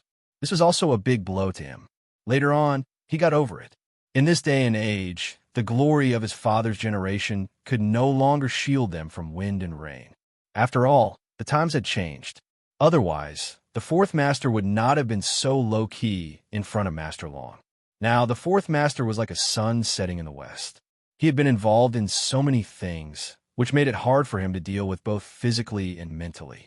He was no longer the fourth master who could solve any trouble easily. He was struggling in a deep quagmire and finally had to leave Sanya to clear his mind. However, these things had to be solved eventually, unless the fourth master wanted to go all out. At that time, it would not only be his problem, but the whole family would be affected. Qin Sheng did not expect the fourth master to be so unreasonable. He had waited in this hot weather for 3 hours, but the fourth master was still unwilling to see him. Was he determined to fight with the Qin family to the death? Or was he just testing the Qin family's sincerity? Qin Sheng did not know, but he would definitely not give up like this. This was not his temperament. At most, he would visit the thatched cottage 3 times and take a step back. Even if he forced the fourth master to leave Sanya, he would still continue to wait. In this way, Qin Sheng returned to the villa without any success. He had to think carefully about how to meet the fourth master. Did he have to ask his family friends for help? When he returned to the villa, Qin Sheng, who was a little dehydrated, ate half a watermelon to cool down. The others were almost the same. They had suffered a lot with Qin Sheng today. It seems that we can only come to Sanya in winter. We are just looking for trouble in Sanya, Qin Sheng said with some emotion. The weather was so hot, that even Chong Baji agreed. We really have to thank the big boss who invented the air conditioner. I really don't know how people who lived in the tropics used to live. I guess every year, more people die of heat than starvation. It was rare for Qin Sheng to see Lao Chong complaining. He could not help laughing out loud. Chen Beiwang did not say anything. Today, he accompanied Qin Sheng under the sun for 3 hours. Qin Sheng asked him to sit in the car and wait, but he insisted on accompanying Qin Sheng. It was as if he would feel guilty if he watched Qin Sheng stand under the sun and sit in the car. Qin Sheng smiled and said, "It's not easy for everyone today. Let's find a good place and have a seafood feast tonight." Sanya was full of seafood, and Qin Sheng also liked eating seafood very much. If he did not meet Master C this time, he would take it that he had specially come to Sanya to eat seafood. Just as everyone was chatting and joking, the Qin family's bodyguard walked in and reported that someone had come to visit. He said that he was also a neighbor who lived in this villa area. Qin Sheng frowned slightly, looked at Chen Beiwang, and said, "Neighbors? Don't you have that? Information about the other villa owners?" Chen Beiwang really did not have that. He did not think about it. After all, before coming to Sanya, he did not know that the Qin family had a villa here. However, Chen Beiwang replied calmly, "I will go and check it out right now." Since they were neighbors living in this villa area, according to Qin Sheng's understanding of this place, the owner who could become a villa owner here was definitely not from an ordinary family. Otherwise, it would be difficult for him to even walk through the gate. He thought for a while and said, "Let him in." After that, Qin Sheng moved to the living room downstairs and waited quietly for the uninvited neighbor. The living room was located on the first floor, facing the sparkling sea. Outside the floor-to-ceiling windows was a huge swimming pool. Qin Sheng thought that after meeting the uninvited guest, he could swim a few laps. After all, swimming was the most comfortable way to exercise, and Qin Sheng could relax. A few minutes later, the neighbor, who was wearing a short-sleeved shirt, flowery shorts, and slippers, walked into the living room openly. Before he walked in, he laughed and greeted Qin Sheng. "Oh, it's you, Brother Qin. I was wondering that your villa has been vacant for a long time. Why are you suddenly here today?" Qin Sheng was not used to this friendly greeting. The neighbor looked to be about 35 or 36 years old, but his hair was messy and somewhat slovenly, as if he had just woken up. However, Qin Sheng could feel that he was very rich. Nowadays, Qin Sheng had seen a lot of rich people, so he could naturally feel it. Moreover, he was wearing a valuable Richard Miller on his wrist. How could a person who could live here be sure of money? However, Qin Sheng still did not know his identity. Qin Sheng stood up politely and asked, "You are?" Unexpectedly, this man, who had a Jianghu temperament, walked directly to Qin Sheng, patted him on the shoulder, and laughed. "Ha ha, you definitely don't know me, but I know you and Master Qin. In the past, when Master Qin came to Sanya for a vacation in the winter, I came to your house to drink a few cups of wine. After all, my father and your father were friends through life and death. It's just that my father didn't have the luck to pass away early." After hearing this, Qin Sheng was dubious. He did not expect that the two families had such a relationship. However, the specific details could only be known after Chen Beiwang found out. Qin Sheng said politely, "What's your name?" The big brother said happily, "Why are you so restrained? This is your house. Do you think I'll eat you up? Others call me Second Brother Chu or Second Young Master Chu. You can call me Brother Chu or Old Chu. I'm definitely older than you. You won't suffer a loss."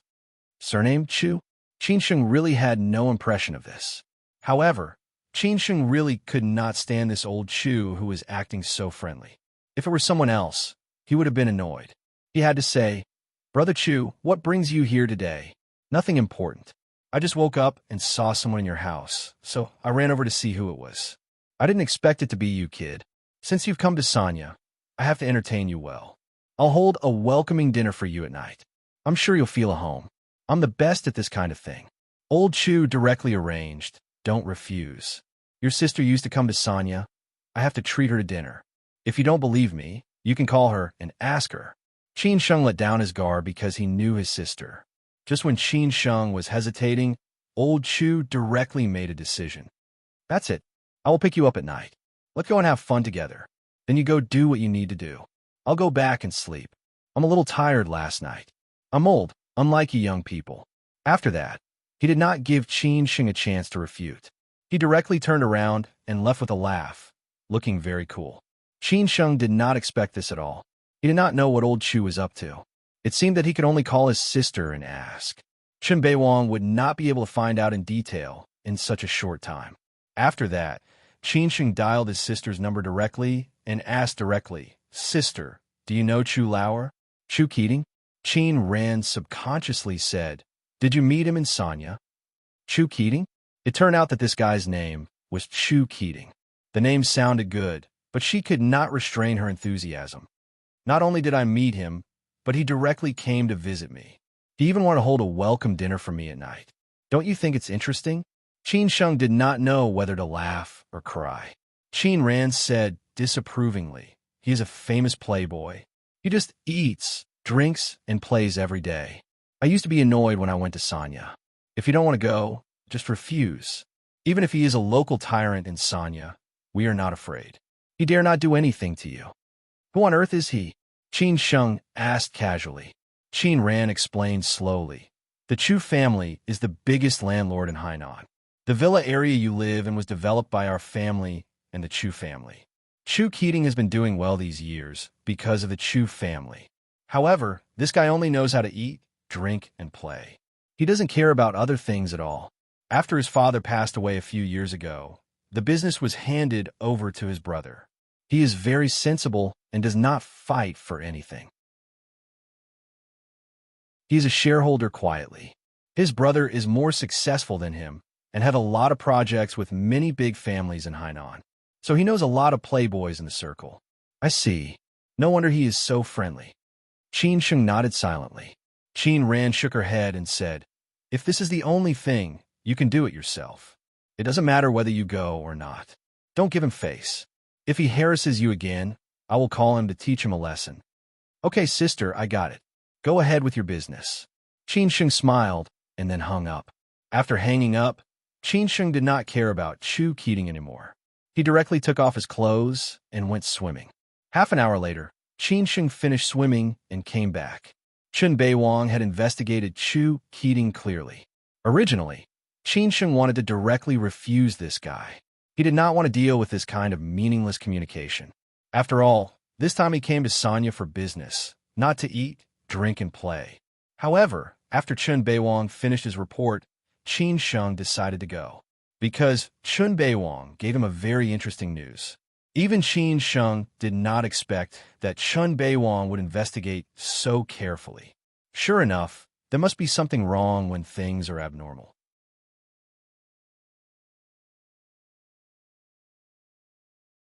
Chapter 1204.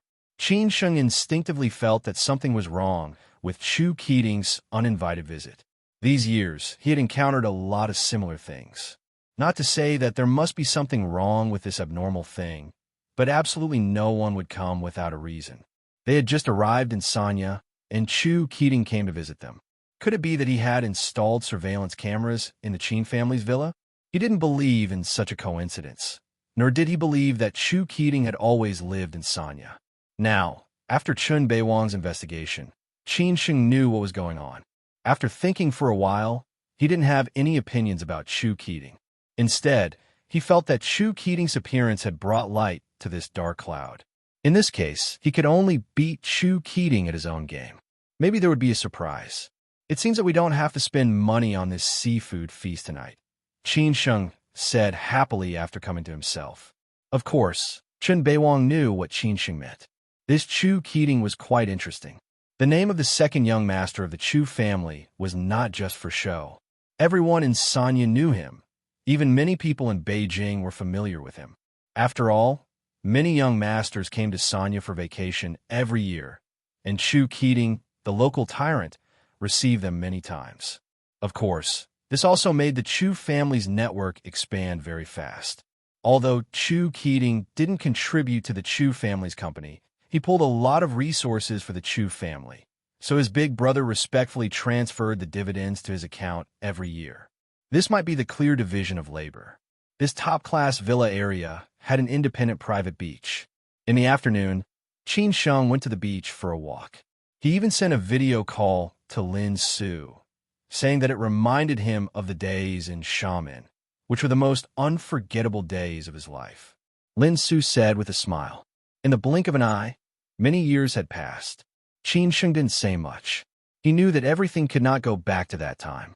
Like a train on a journey to death, he could only relive that short memory occasionally through the window. Then, Qin Sheng played with his baby daughter for a while and promised her that he would take her and her mother on vacation next time. In the evening, before the sky turned dark, Chu Keating came to visit again. He completely regarded himself as Qin Sheng's good friend. Little did he know that this was the second time they had met. Qin Sheng was really impressed by this big brother's rapport. Maybe he was born to do this. Perhaps Big Brother's motto was that as long as he didn't feel awkward, it was others who felt awkward. Brother, are you hungry?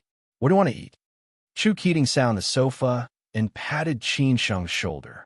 Qin Sheng resisted the thought that his big brother was a weirdo and said casually, since we're in Sanya, of course we're here for seafood.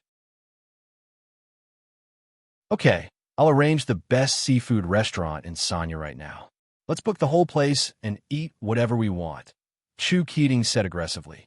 Qin Sheng couldn't help but say with contempt, I heard from my sister that Uncle Chu is a very gentle person. Why are you not like him at all?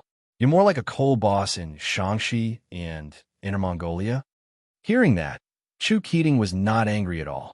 On the contrary, he laughed happily and said, I'm a free and easy person. I don't care about rules and regulations. I treat my friends with the best hospitality. It's the same for everyone.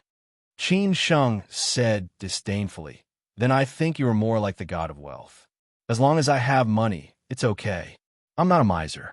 Why do I need so much money? I just want to live happily, Chu Keating said carelessly. Qin Sheng would not be deceived by his appearance. How could it be possible for him to mix in with so many rich second generations like a fish in water if he did not have some ability? Even if he had been influenced since he was a child, he would definitely have been infected with a lot of shrewdness and scheming.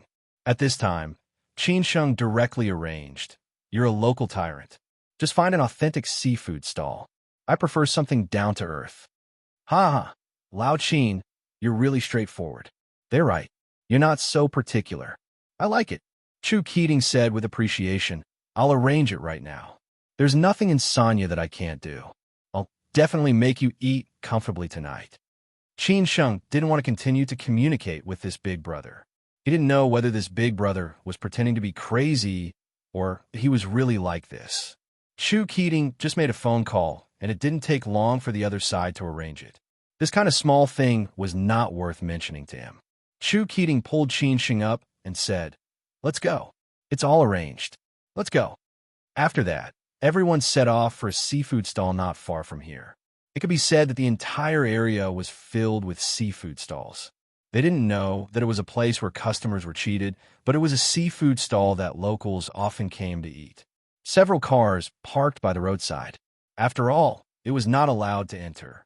Several bodyguards of the Qin family were dressed very casually. Even Chang Baji and Chun Beiwang looked like amiable tourists.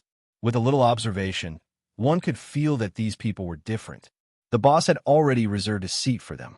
Sitting on the fence outside, they could not only see the sea in the distance, but also feel the sea breeze. With the gout set meal, it was absolutely comfortable. However, Qin Sheng and the others were people who often exercised. Even if they ate the gout set meal every day, they would not have any problem. After Qin Sheng and Chu Keating sat down, Chun Beiwang and Chang Baji were ready to sit at the next table. Chu Keating smiled and said, We're all brothers. Don't be so polite. We'll be bored to death while eating. Qin Sheng nodded. Chun Beiwang and Chang Baji sat down. Chu Keating knew that Qin Sheng was a regular customer, so he threw the menu to Qin Sheng. Qin Sheng did not stand on ceremony and directly ordered a large table of mantis shrimp, crab, and so on. Chu Keating looked at Qin Sheng and smiled. Do you want a drink? It'll be boring if I don't drink. Qin Sheng did not refuse. Chu Keating directly asked the boss to serve beer. He had already figured out Qin Sheng's character. He guessed that Qin Sheng would not like to drink red wine in such a place. Otherwise, he would have taken out several bottles of good wine prepared in the trunk. Chu Keating laughed and said, "If you really feel bored, how about I call some beauties out for you? Sonya lacks everything except beautiful women." Chu Keating laughed. That was the truth. Qin Sheng naturally refused. "Let's eat. Why do we need beauties? Besides, I'm strict with my family." Chu Keating immediately replied, I know. I'll arrange it after the second round. I'm sure you'll be satisfied and no one will know." This time, Qin Sheng did not refuse because he did not know whether that person would show up now. Maybe that person would show up in the second round.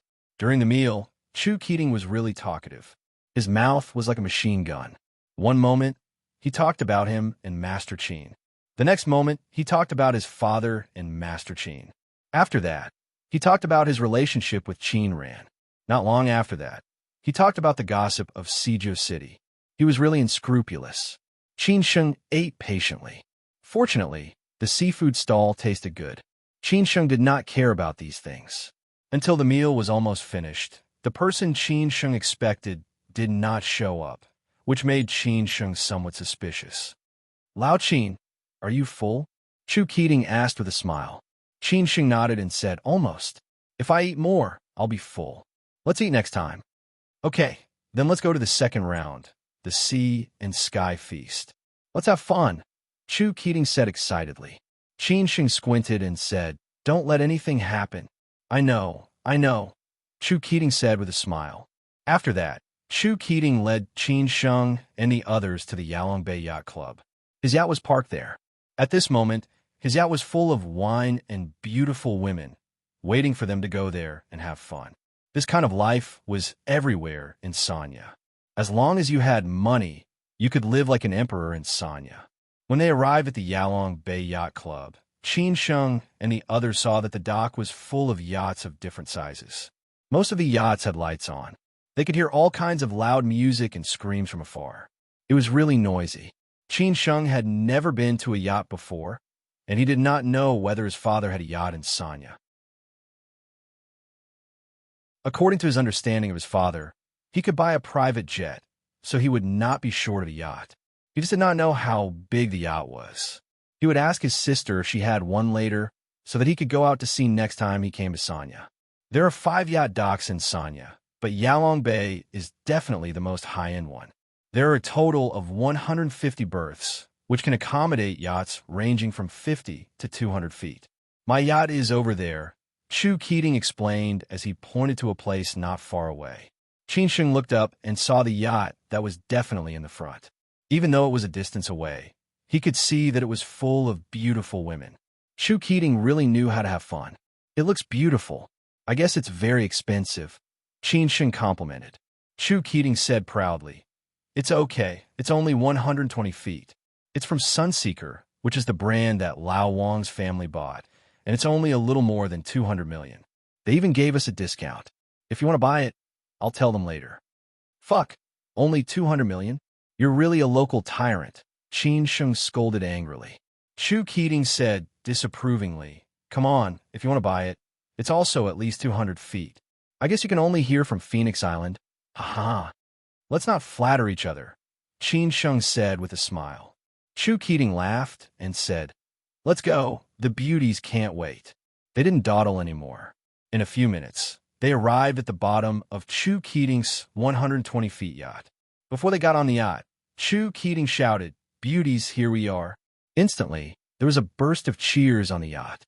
At this time, ear-piercing music also sounded, as if it was welcoming the arrival of Qin Sheng and the others. These sexy beauties in bikinis were all found by Chu Keating, and their appearance was above 70 or 80 points. After all, it was the first young master of the Qin family that night, and they must have this kind of appearance. Qin Sheng was not interested in such a corrupt scene. He was not here to have fun, but to find someone. However, after Qin Sheng got on the yacht, he did not see the person he wanted to see after walking around twice, which made Qin Sheng frown. At this time, Chen Beiwang walked quickly to Qin Sheng and said, "Young master, he's on the yacht." At this moment, Qin Sheng finally relaxed. Just as he said, after such a big show, how could the main character not show up? Who was the main character? It was none other than the fourth master's eldest son. You're tuning in to the Warrior Lore YouTube channel. Don't forget to subscribe and join us on this journey to catch the most captivating stories.